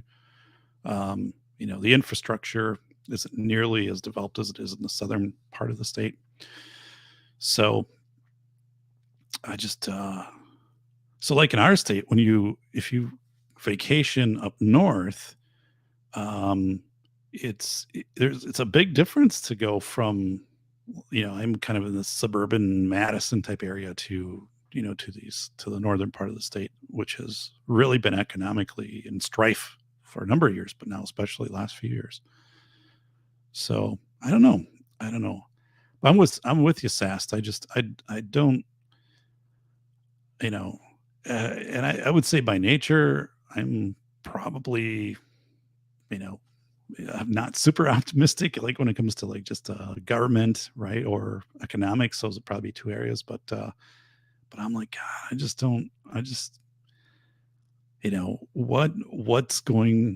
what is this thing that's going to bring an end to a recession or another boom, when you're hearing the objective stuff of like more people have taken out withdrawals from their 401ks, hardship withdrawals, than at any other time as of like November, and the number of pallets.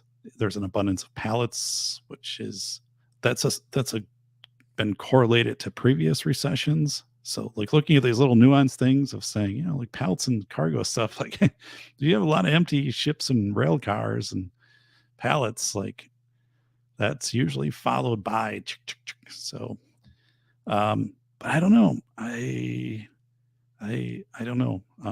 And I would say like it had such a power on me in fall that it brought me back to consulting. I had functionally retired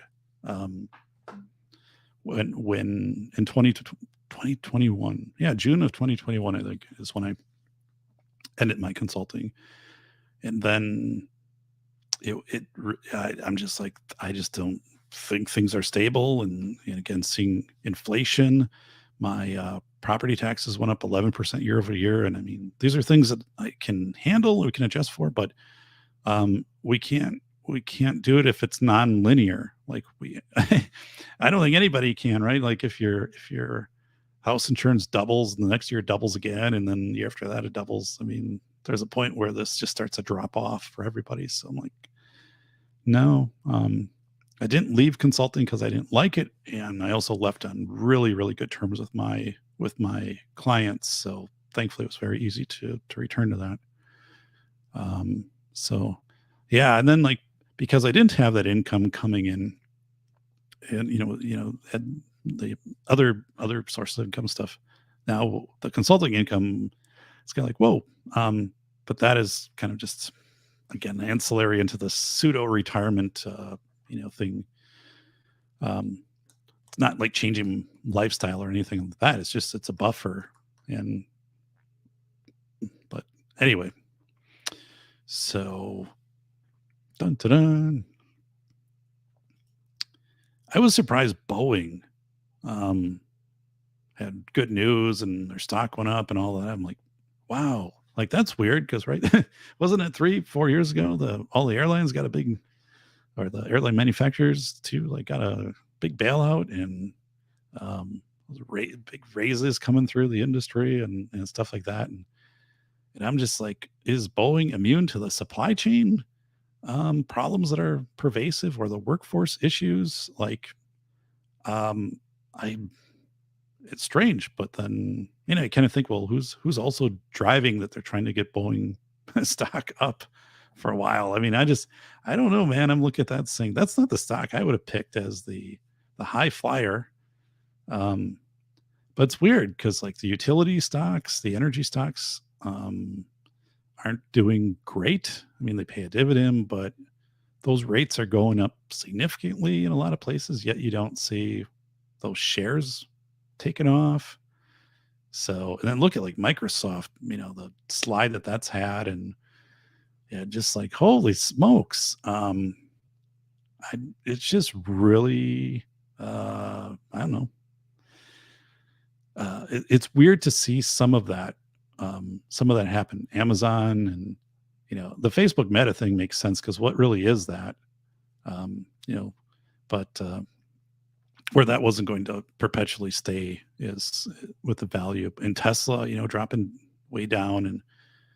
And, but that's, oh man, I don't know. And I think these ESG scores are going to completely upend securities, mutual funds. And I think that's going to happen very, very fast, like in the next year or two. And so you're going to see, and you already see funds like the socially responsible fund. And my God, what did I order just the other day? I don't know what it was, something very mundane. And, I got this whole story with it of like, this is produced with 20%, after consumer plastics and whatever. I'm like, okay, all right. I don't know. Thanks. But this overtness in this stuff, I think, is going to make it very hard for companies to kind of to be innovative. And then these things from the past, like Dow Chemical and 3M, for example, dealing with possible PFAS litigation, and then GE with PCBs, right? And so these things, I think, can really get touchy. So Corey is like, hey, I'm going to read the Constitution in the smallest room in my house. Thanks for the Stream Doc chat. All right, I'll see you Monday night. Got a show on deck. Already got blog posts for that. So take care, Corey. So we're sending off. We're going to send Corey off here with the toilet confetti cannon. All right. See you, buddy. And we're also going to we're going to do this for Corey. Yay! Have a good weekend, Corey. All right. We'll make it a little more formal. All right. So cool.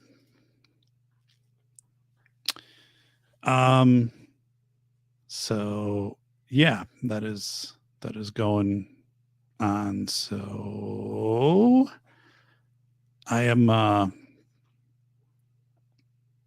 at this. It's Mr. Peanut. Yes. But that's I guess what I was trying to say on the finances is, I retired and then decided to come out and start the consulting again because of this strong tacit knowledge, right? The sixth sense of saying this isn't good. And I know I can start this back up, right? I can do this. And it just seems like it makes sense to do this right now because I don't know if we're going to go parabolic on expenses as a society. I would think not, because I think your demand, things would collapse, right? Like if every vehicle costs $100,000, then people are just going to stick with their old vehicles and just do whatever they can to make them run. And so these vehicles that are 100,000, that market would collapse. And if every house is $1 million, well, the people are going to rent. They're not going to be approved for. So these things would just hit deflationary or stagflation. And but you know, it's the things that they hit you up on, like insurances, like your house insurance or car insurance, especially. And it's like that stuff really, um, you know, the prices really move. You know, we can mitigate a lot of stuff, but um, I don't, like I said, I don't know. I mean, I kind of look at the stuff that I do, and I mean, and it's very specialized, but I'm like, at what point do I become automated? And probably down the road. I mean, probably 20 years down the road when I'm doing, I don't know if you would be consulting for that, like special education, legal stuff. I don't know what that would look like, but I'm not going to be obsolete anytime soon. But you look at all of these things, you know, like when John Deere did this expo in the last week, and they have the AI powered tractor and it doesn't have a human in it, and they're planting at 8 miles an hour, which apparently is very fast for planting. And some new boats coming out have advanced LiDAR systems. So it's kind of like a Tesla boat type thing. And you say where you want to go and the boat just gets you there, and it brings you right in and parks itself like in the marina, all of that stuff. Not like Caddyshack, right? When Rodney brings the boat in or whatever, and Judge Schmales drops the anchor through the deck. But so I don't know. A few things too here with the channel. If you can subscribe, share it. Right now, as of Monday, there'll be 202 episodes of the Safety Doc podcast, and that's video, leveled audio, and blog post. So if I just took the blog post, that would be an 800-page book, just if I did the blog post alone, which would be kind of interesting. So we've stayed at 1,255 subscribers for 3 months. So like the show has rapid growth, and then it plateaued and it absolutely stayed there.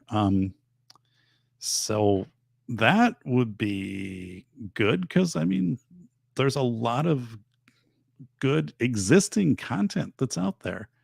So yeah, I'd appreciate that, because I guess that kind of baffles me a little bit with the show, because I mean, I posted it on Twitter and LinkedIn, and it shows up in enough searches, and there's enough content out there where people would search, like, you know, school safety, or if you're searching like, you know, Narcan, opioid stuff like that, whatever, like it should trigger, and it does when I tend to search for it. But and I reference the books or reference the podcasts in both my books.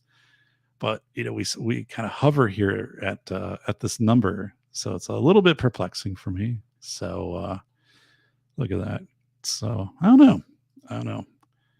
Ron Wayne's like, okay, I'm going to take care of that. He just went on and Fiverr, and he just paid and bought me 7,000 more subscribers. So I'll wake up tomorrow morning and be like, whoa, remember when that was a thing? Like if you were starting out any type of social media, I'm not trying to say it was necessarily the Fiverr, but there were sites you could go to, and you could buy like 50,000 views or all this other stuff. And I don't know if those even exist anymore. I would think like that, the early stages, that would have been easier to do before the systems could figure it out, but I don't know. So, you know, maybe that's the way that, you know, some of these channels get the really kind of big subscriber numbers. I don't know. So yeah. All right. Well, let's see here. Do more shorts. I should. And actually there was a super humorous opportunity that I didn't take advantage of. And it's a couple blocks from me. They were running, I don't know. They're above lines. So our neighborhood is all below lines, like for power and stuff, but this was above. And they took it and they figure eight it, and they wound all this up on a pole or on a cable between two poles. It was just like you'd say, if you have an extra couple feet, like just bundle it up. And this stuff was probably like a mile's worth of cord was like bundled up and put on this one. It just looks really weird. So I don't know but anyway, the skit was going to be, so I told the guys to, you know, if there's any cable left over, just to wrap the end of it around the wire. And then like I was going to show that picture or something. I don't know. I had something kind of witty figured out, but So yeah, there was a time I was doing some of them shorts, and some of them did pretty well, 5,000-6,000 views, and I haven't done one for a while, so that's a good point. I don't think I've shared your channel yet. Any problem with again? No, not at all. And like I was on DLD. I was on John Crump Live a couple times, Flying Rich, and so no, certainly, Ron, that'd be great. So yes, and I don't know. I've been thinking too. I've been looking into different equipment to go portable. Oh, that's a good idea. So SAST is saying you could do paragraphs from velocity of information. That's a lot of shorts. I absolutely could. Um, that would be a great idea. I like that. So yeah, that's very good. Oh no. Yeah, no sand against the grain at all. Grain is a line there. We're doing good complementary work. So so yeah, I don't even know where I was kind of going with that, but so it is. I have this system. So with my consulting, I have a black binder, and I've got like everybody's contact information, and then like all of kind of institutional stuff. I have a certain way that I put that together, but because I'm doing more consulting, my previous binder isn't big enough, so I gotta get a bigger one. And then I ordered like a different tabbing system for it because, and yes, a binder is just one thing. All electronic files for people, but like that's, I do like a fair amount of paper available, and the reason I do that too is because if this system ever goes down, I want to quickly be able to jump over to the laptop, which is over to my right, and I kind of did that as a test the other day, just to say, like, if the system did go down, because I had a couple of quirky things going on, could I run for a week off of the laptop? Which I could, but it's not as easy to go, and I don't have multiple screens. I can't do that stuff. So I would just kind of run off of my auxiliary system there for a little bit. The laptop. So when I had that laptop built like 5-6 years ago, it cost me over $2,000. I had a custom build laptop. This thing is awesome. To this day, it's still really awesome. The speaker, the microphone on that is incredibly sensitive and good. So like I have to keep it really low. So it's not your typical like laptop microphone. It's built in, but I mean, it is amazing. The quality of the audio, the video is just typical like laptop video, but the audio is just amazing. But yeah, I fired that up last week, and I had a relative, and I'm like, let's just do a couple things on the laptop here, like a Google chat or something like that. And just because I want to double check the audio and video settings. How do I sound? How's the stuff coming through? So I'm always ready to spring that into action if need be. But so yeah. Well, I'm going to stoke the burner, and then probably go to bed because it's been a long day. With the thing with consulting, right, is, or any job, but especially there's just so many switching of meetings that there's just a lot to prepare for, and there's a lot to document and stuff like that. If you stay up on it, you're good. But face validity shorts, that would be interesting, because I did those face validity Fridays for a while. That was a pretty good show, but then I just stopped doing that one. But then yeah, because there's this Boots on the Ground, Southern Prepper 1, she has a big following. But I think face validity would be a cool one. Yeah, to get that down to these 15-second videos. So it's a really good point, Sast. Great. You're right. I just should do that. Put some more time into the playlist, and so I think, well, if I sat down really and learned a little more on the marketing side of it, I think I'd be good. But it's kind of weird too, because like I'm not selling anything with the channel, right? So you go to the website. I mean, guess the books are there, but I'm not selling. It's like, hey, hire me and I'll come in and do like a conference or working. Like I get those offers. I'm just like, I don't have capacity to do that. So I'm more like just putting that out there. And then what it does is ultimately most of this stuff benefits my university work because I learn about things that I didn't know about, like the law of necessity, for example, and interviewing Lisa Lenny and Mike Dahl and esports, stuff like that, and betting ballistics and the increase of trap shooting in school, stuff like that. But it helps my university rank, big, and having a PhD in the books and the scholarly work. But what does that mean for money? Not much. I mean, right? I don't get paid more by the university. I get offered a couple different classes to teach and things, which is really great. But I'm just saying, like, I appreciate that you slog through the advertisements when they come up in any stickers or super chats. Those are very kind. I appreciate that. But I don't know. I'd have to sit down and say, what am I really trying to accomplish with the channel? Other than gifting this out, right? And I don't want to sound like I'm some big philanthropist of knowledge or something, because that's not what I'm trying to convey. But yeah, I don't really have. I don't know. I have to sit down and kind of figure that out. Or if you guys have ideas or something like that. But look at this, a Teespring store. I do own all of the logos. I own the rights to all of the logos. I had all those commissioned. But a Safety Doc logo looked pretty good. Look at that sign back there from Coop. You use look at this. SAST. Gosh darn that guy. I'm like, why am I getting no ad revenue from Florida? So SAST just took it out. Yeah, I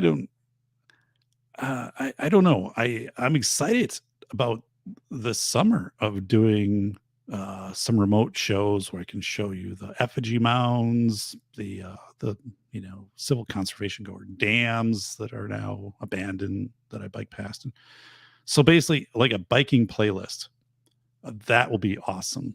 Because there's so many things like that I've just learned in places I've gone to on biking and I'm like, God, I wish I could just like tell people about this. And right, I don't really bring a studio with me or think about it. So, I mean, that might even be stuff where I might like go out there and shoot a little bit of B-roll video, like just drive to these places and mix it in with some of the bike stuff. But anyway, I think all of you would enjoy it. Like, this stuff is genuinely very interesting. The fact that I live in the highest concentration area of Indian effigy mounds in the world within 50 miles of me. So, I mean, like it's really amazing. So SAST is saying I have less life in front of me than behind. No more time allocated for commercial. Look at SAST. You know what, SAST? One thing I've noticed personally in the last year or two, like if someone's like, hey, do you want to stay on the line to take a 1-minute survey at the end? I'm like, no. And the thing is like, or, you buy something and it's like, will you give us feedback? And I'm like, dude, no, I don't have time for this. Right. I have other things. I don't want to do this. And I don't. But I would have done that in the past, probably, but I'm like, unless you're paying me, I'm not going to do this, hey, we'll send you a survey about like trees. I get that every year too. I don't know if you guys get that. The Arbor Association is a big packet. Well, Mike just cut out and came back. A big packet of, I think they send you like the book of stamps too, to try to like coerce you into, although like stamps are expensive now, but I'm like, I'm not filling this. What was your favorite tree? And does your city have enough trees? And I'm like, what? I get it. Just forget it. Sounds like a playlist to me. Yeah, biking. I think like effigy mounds could be its own playlist easily. I mean, there are so many effigy mounds, and there's a number on private property, but I don't know. I bet those people get asked a lot, and they probably say no. But there's a lot of public effigy mounds in my area, so that would be cool. I would be interested in that, to be honest. Like to have a 10-show series of effigy mounds in Wisconsin, and man, I just think that would be fascinating. So, so right there is one. We have some really cool dams, that built in the late 1800s, and some of them are still power generating dams. So that'd be another interesting kind of, so Misty Mrs. Wayne, I'm looking forward to those videos, Doc. It's gonna be awesome. Well, thank you. And I'm looking forward to making those. And I'm going to get a Rode lapel mic, a wireless. So I already got the mic. It's the same one the Economic Ninja uses. I don't know if you guys follow the Economic Ninja. I think he's got like 700 subscribers. But I emailed him. But here's what I did, because I know the guy gets probably 1,000 emails a day. I emailed him from my university address, which I normally would never use, but I did use it and I asked, it's also for the university. Sometimes I like to do presentations where I'm out on a playground or outside of a school, and we're assessing for school safety issues. And I'm like, what mic do you use? And within like a few minutes, he sent me the link. Yeah, and it wasn't that expensive either. I mean, it was not cheap, but it would be really cool. So Indian Mounds via road bike. So right there is a fascinating, title, right? So as long as there's not one under your house. So when they built some of the buildings at UW-Madison, including Bascom Hill, the main one, that was built on an effigy mound. So that's well documented. And when you'd go around campus, you'd see effigy mounds, and then you'd also be like, there used to be a whole bunch of effigy mounds right there, and they're gone. They've been, bulldozed away. But no, where we're at, though, is interesting, Ron, because, and he's got the ghost down there. We live in the Indian Hills subdivision, and 200 years ago, so I worked at Fort Winnebago as a guide, right? So, the early maps of the city where we live, this was a Winnebago encampment, the Winnebago Indians. So right here, this would have all been encampment. And that's when I put the bat pole, look at this here, Ron. I put a pole with a bat house on the top at the end of my yard. And when I was digging down with a postal digger, I was pulling up shards of pottery from 2-3 feet down. And I was like, well, this is weird. I just put it back in, but like that wasn't there because of filling in the property or anything like that. That is, so anyway, it kind of weird stuff. It was very common where I live, where the newspapers in the 50s and 60s would be like, oh, like Steve Jones added a garage onto his house and discovered 4 burials, right? Because I'm in the third oldest community in Wisconsin, and this before that had been Indian Village. So, when they do public works and stuff like that, it's to find skeletons is pretty common. And my neighbor, who's 96, was on the city board when this subdivision was put in. And he said, yeah, there were, back then it wasn't quite as strict when they were looking for, right? Like this, if they discovered a few things, they still might let you build. It just isn't going to make the paper. When I was at school, working as a school administrator, we had a couple sites picked out for a school, and they said, there's just too much archaeological stuff here. Like you're not going to be able to develop this site. That happened a couple times. Whether Indian mounds, arrowheads, whatever it was, tools. I just said, you're not going to be able to do this. So it's like, whoa, but keep them short.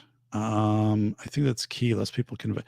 Yeah, what I want to do, Sast, on that is I want to make those maybe 20 minutes. Like everyone would be 20 minutes. And another thing is I need to pony up so I have all my audio. I have a subscription, so my audio, no one can come back and say, oh, like, you're playing Raiders of the Lost Ark or whatever. You don't own the rights. No, I own the subscription through Storyblocks. So if there is, once in a while, there'll be something coming up and a challenge, and then you just let Storyblocks know, and then they take care of it. And it's like, if I'm no longer paying for Storyblocks, I own the rights to that. I can use that perpetually, all these different little ditties and stuff like that. But they also have a video, and they also have photos, right? Or images.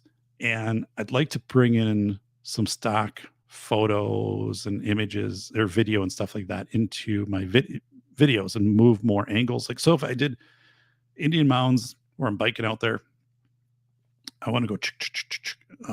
So yeah, Scotty Kilmore. So, I've seen, so like Southern Prepper 1 is 20 minutes, and I think he has like a 98% rate of like start to finish. And I was watching some of the stuff Dan, I allegedly, another thing. I think I could go 20, but I mean, which is so.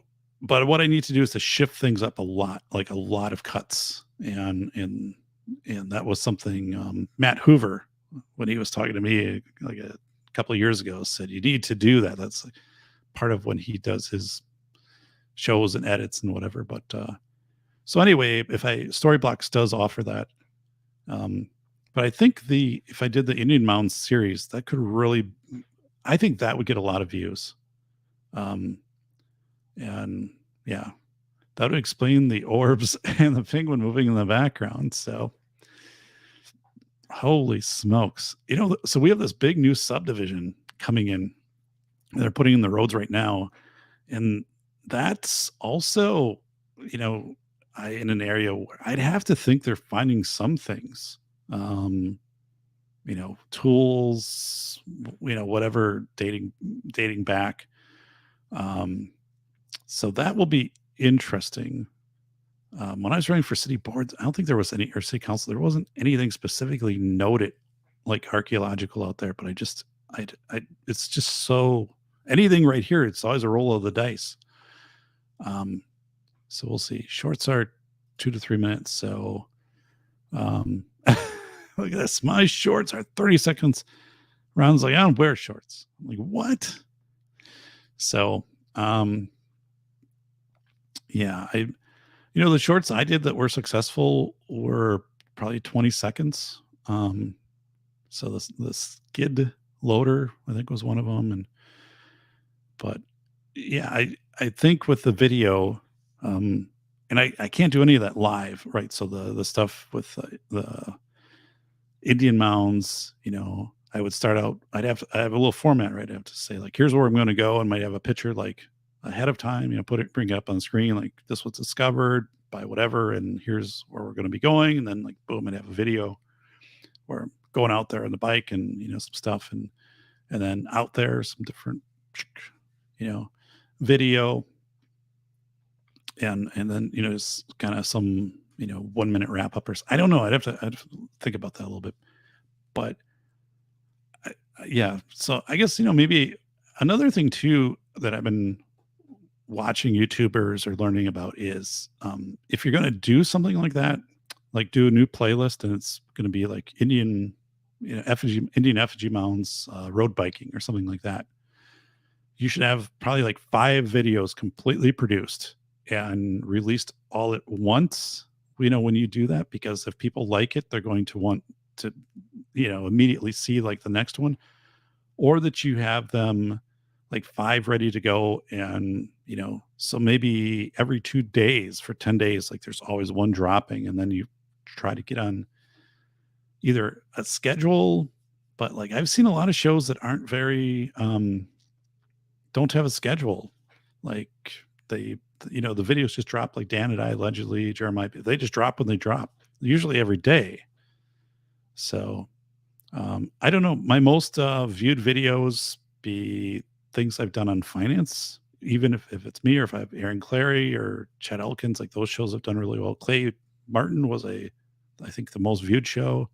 Strangely, my interview with Larry Lawton was popular, but not like one of my biggest shows. But it does seem, I've been watching, and it seems like the anything that's financial. So if the shows I title, those seem to get more views.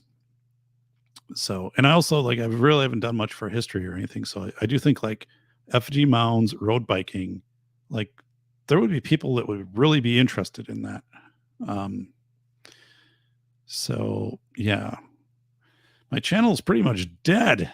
SAS channel, whatever creativity I once sucked out of me, 37 years in IT.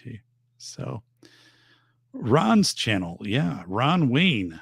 So I think, Ron, you can post your channel. You have a blue wrench, so feel free to do that.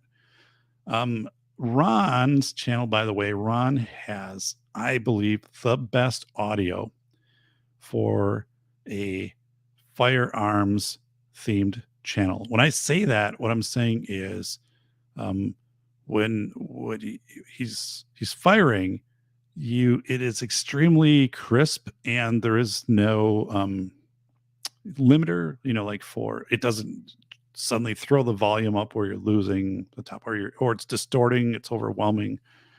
So yeah, and everything is really good, but like I think that really stands out because I believe it's hard to do that for whether it be firearms or for anything that would have like a lot of noise from your basement level, which is like your minus 60 dB or something, just suddenly. So Ron, and you said so, it was really well done.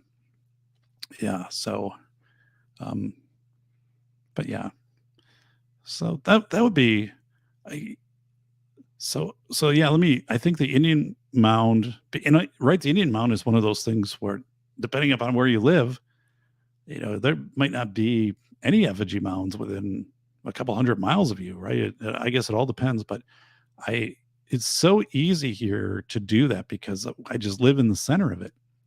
I think that would make an absolutely terrific series to come in and to do that. I don't have a drone, and I've kind of been hearing that's not really much of a thing anymore in YouTube videos of people bringing out the drones. And I don't know if it's because of regulations or some other stuff, but I very rarely see, it was really big, right? Like 2 years ago, people are getting drones, and whatever video you're doing, you're getting drone capture. I just don't see it as much anymore. Where like I've known a couple of YouTubers who completely stopped taking drones with them, and even like if they have outdoor channels or stuff. And so I don't know if they ran into some issues, public land, private land, or boundaries, or, whatever it is. Or I think there's another thing too. You could be too close to an airport. So we don't live super close to an airport, but we have an airport in town. And when I was running for city council, I was learning to like drone stuff. Like there's a pretty good perimeter around the airport where you can't be flying a drone because right, it could collide, a plane could hit it. So I think these people run out of have had some raw experiences, and then they just don't continue with it. Or maybe it's just a pain to like get that up and try to edit the video. And so I don't know. But anyway, I was just trying to say I'm not getting a drone. So I think you could blow it out of the water with that subject talk. Thanks, Ron. Yeah, I mean, I really think I could. And like I said, I'm really interested in that. I've lived here 20 years, and when I bike and bring those are on my routes, I'm always stopping. I'm always amazed by those.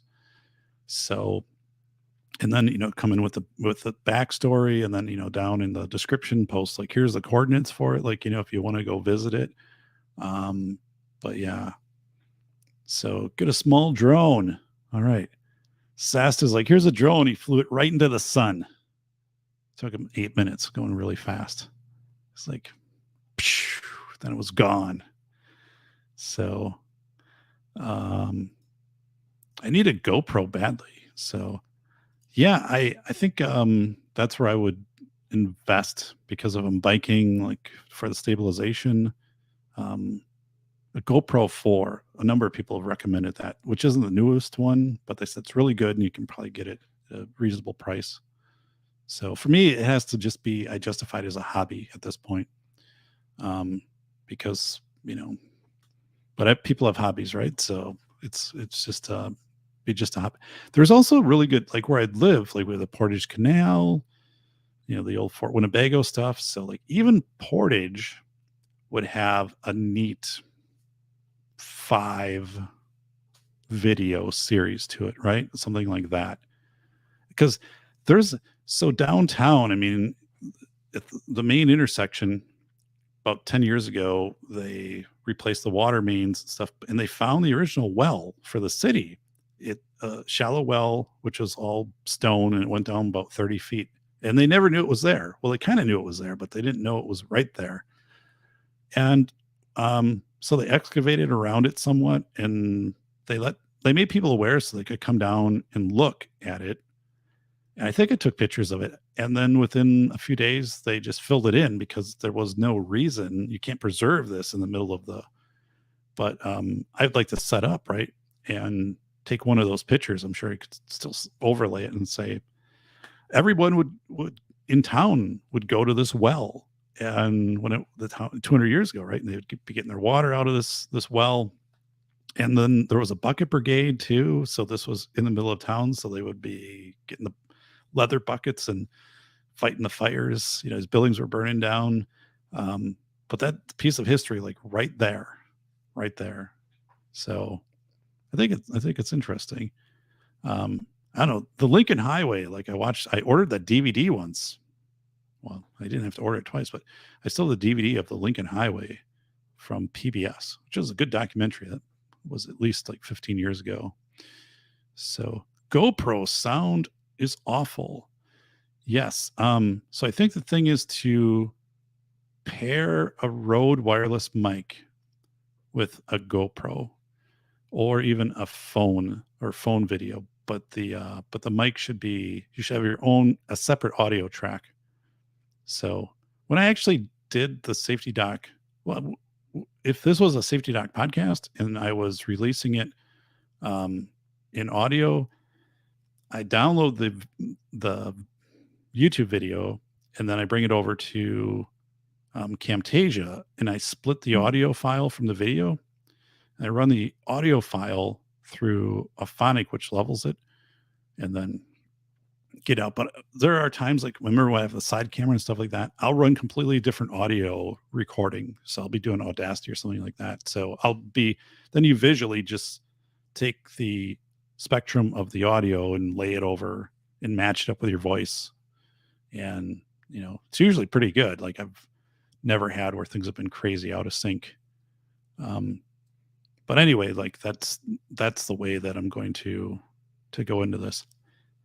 And at some point too, this is a good mic and this is a big step up, but I think I'm going to consider jumping up to a higher end XLR mic and not necessarily have a board. I don't need like sound effects and all of that stuff, but so I've got some plans, but I think I'm a good storyteller. I think I'm energetic, right? I think I'm a good storyteller.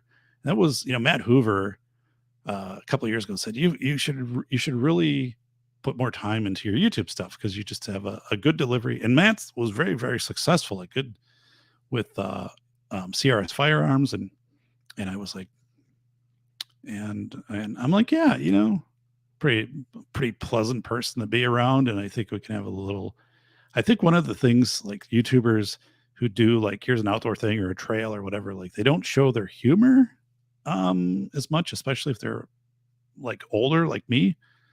And I think I would show the humor side of it too, not to be like a comedy thing, but to be real, right? I think some of them get really, you know, like it's you know, like they're the guide, which is okay, but I also want like a guide who's kind of funny and cool. So if that makes any sense. So look at Misty, Mrs. Wayne. Yes, I do. Stand corrected by the camera lady. So the other thing, someone told me, so we have a Pawn America on the east side of Madison. So it's literally 40 minutes from me, and it's huge. And they're like, before you spend money on a GoPro, go to Pawn America, and you know, they'll try it out. Like, you know, they test it before they, you know, put it up for sale. But they're like, GoPro cams are like, the GoPro cams and Nintendo Switches and stuff like that they are all over these places. So I was like, yeah, I mean, that would make a lot of sense to go in to Pawn America and to see what I could get there. And again, you know, it's a Madison metro area, you know, almost 1 million people are feeding into this thing. So it's not like a small town pawn. This thing is like, you know, football field's big, this building. So that's what I'm going to do, is to see what I can come up with there at Pawn America. So, yeah. Plus, I mean, I like the outdoors, so some of that would be good. And there's also the firewood, and the fireplace channels seem to do really well. So I think like I could do it.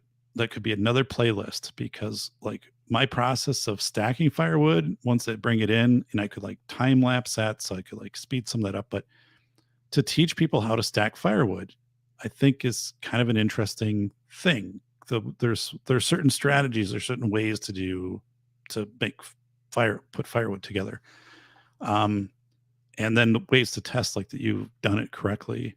And it's kind of interesting to watch. It's kind of like post 10 where he's unclogging drains, like these culverts and stuff, and then the water, you know. But I do think there's really this aspect of all the stuff I do with heating the house with firewood, and also like just showing like how your furnace filter kind of looks just like soot covered, because it, you know, once you start burning firewood, you don't realize this is in there. So how you do that. And yeah, humor is a must. It's human and tangible and tangible. Yeah. I'm with you. And that's one, I don't know. Maybe humor is not easy for everybody. But I've seen really good channels, like technically very good and good content. And I've enjoyed them, but I'm also like, you can kind of see where the person isn't letting themselves, and they probably had some point of humor, but throughout this, but they edit that out. So I don't know. It's so embedded kind of in what I do, I think. So I'd like to do that. Doc's fireside chat. Yeah. That's what I call my university lectures. Those are always like 7 minutes. Really condense those down. Wrangle Star. Yeah. So I've watched Wrangle Star. I was doing daily life splitting wood. So I've seen him. Yep. So because I think, especially, you know, you heat your house with wood, it's 18 degrees out. What does that look like? How often do you do that? Or like you do an episode on here's cleaning out your burner. Here's what I use to get the ash out. And I, you know, get little different tools to do that. And here's how to check your brick for cracks or stuff like that. And then even where I take the ash, put it out in the garden, and then, you know, ash, talk about how it benefits your gardens and stuff like that. Even there's stuff like how to clean the windows of a fire burner. If you use pumice, like, you know, keep it really moist and just gentle, you can get the hardest burned stains right off of that. I've always been able to do that, and preserves the glass. And but yeah, all these things that you kind of learn over time, like how much air to get the fire and how you can kind of gauge that. And And there's this whole thing too, like I did this year, which would have been a really cool show, how to get sticks for kindling. That's the best kindling I've ever had in 20 years. So we could go out to the woods, right? And we could do a show, and I could show like, oh, well, this is a dead tree, right? But the limbs are still up. They're not on the ground. So we'd saw them off, right? And put them into 18-inch lengths and put them in a, box, and get the box filled up and talk about it. Here's birch, like this will burn faster. It's lighter. Here's elm, here's oak. And then once I got them in, show like how I put them out in the basement so they dry out if there's any moisture left in them and the humidity gets out. And then, with 4 of those, I can start a fire with ease, all free, right? And then also, what not to look for, what tools to bring out with you. I don't have a chainsaw, anything like that. Karate chop, it's gone. Look at this. Ron would watch it. Every aspect, lighting, maintaining, cleaning. Yeah. And see, that would be a great, if I sat down with it, how much do you order? How do you figure out how much you're going to do? And then once it's delivered, right? Like I've got to, do you deliver it? Does it make sense to put it in your garage and keep your cars out, or put it like outside, and how to stack it, how much to use, how to make decisions on which pieces to use overnight. So there's certain ways to do that. There's so many cool things. So like you would just learn a lot. But I think that would be really cool. So yeah. And there's a whole weird thing, well, with cleaning too. I mean, there's times like I'll vacuum out the front part, but that's after a couple days of burn. And then you have to use a special, filter on your shop vac. And you got to 100% make sure there's nothing there. The fire's been out, everything's cold, so you're not sucking embers into your shop vac. And I never, ever, ever, ever take the ash and put it in the garage or anything. The moment I clean out the burner, I'm taking it in my metal pail, which is a special pail too.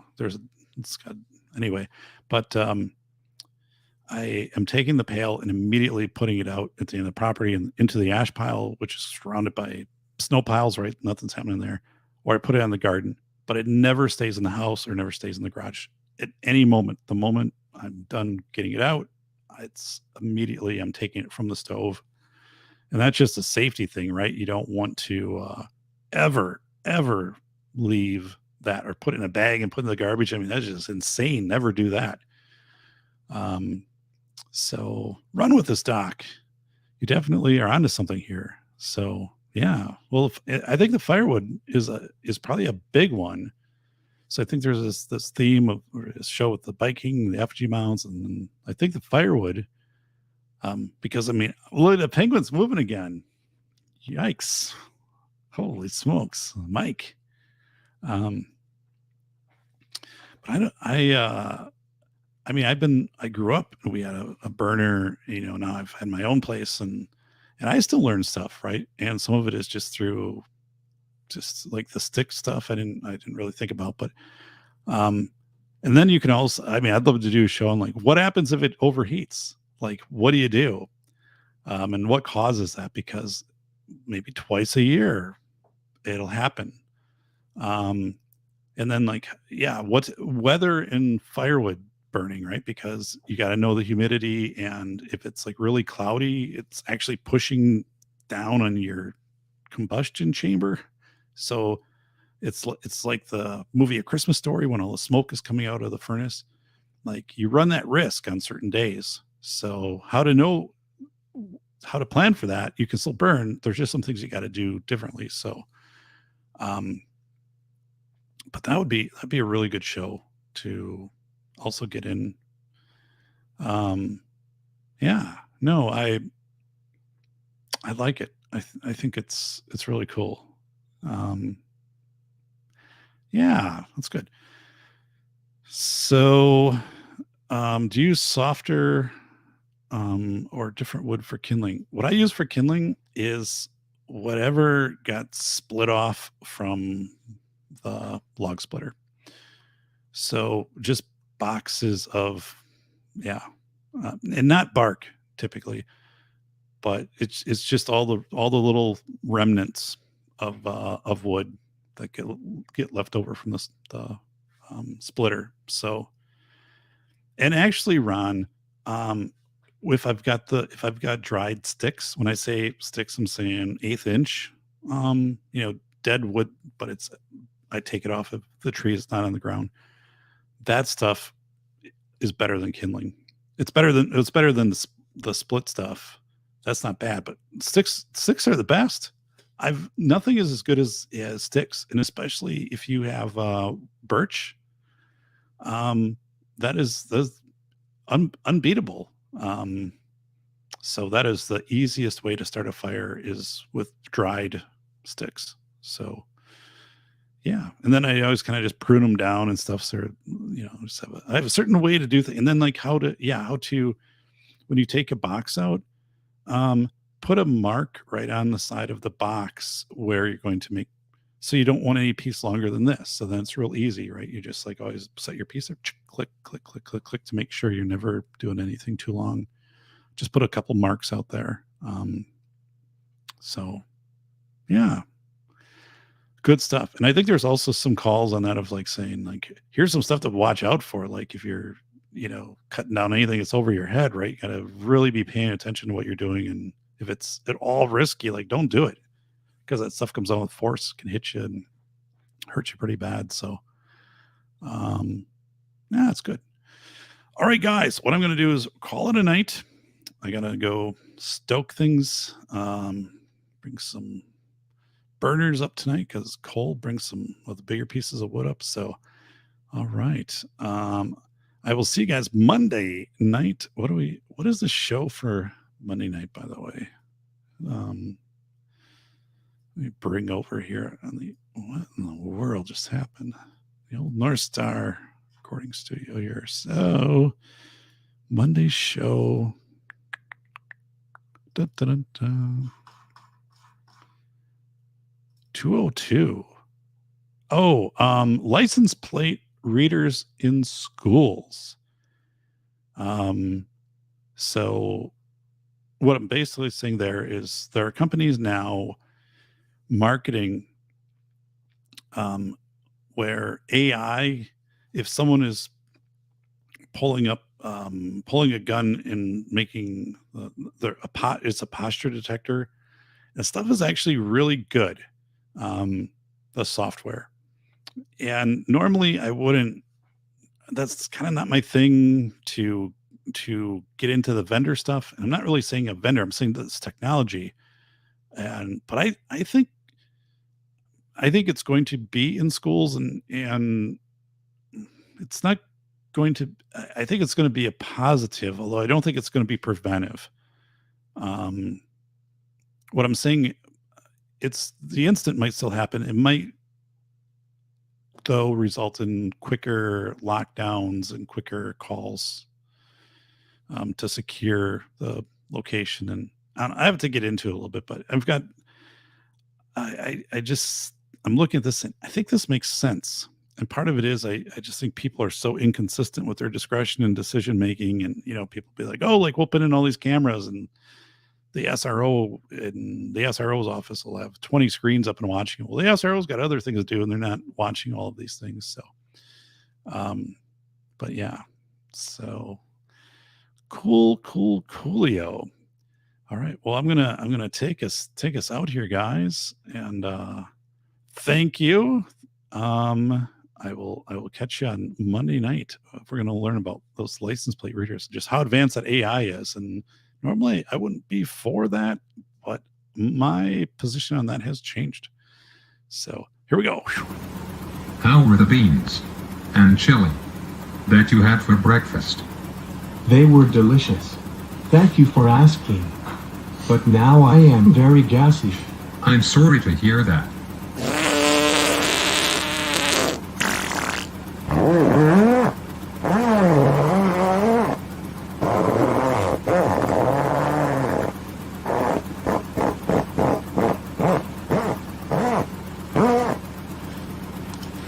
Who let the frogs out?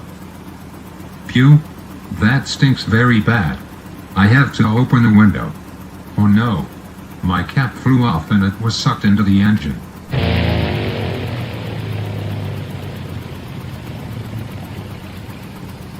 Holy smokes, the engine just cut out. We should use the Decide model to help us make the right decision. Mayday. Mayday. I am declaring a beans and chili emergency. Please advise for landing. Flight 019er, 2 miles northeast. Turn left at 90. Maintain 4,800 to establish an approach.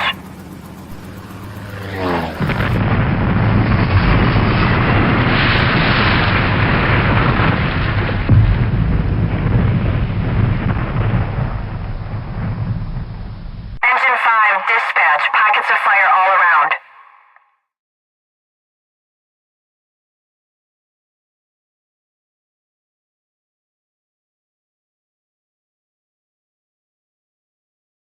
Holy shit, a ghost. Do you mind moving out of the way? You're blocking the TV. Oh, shit. Sorry, man. It's okay. Thank you.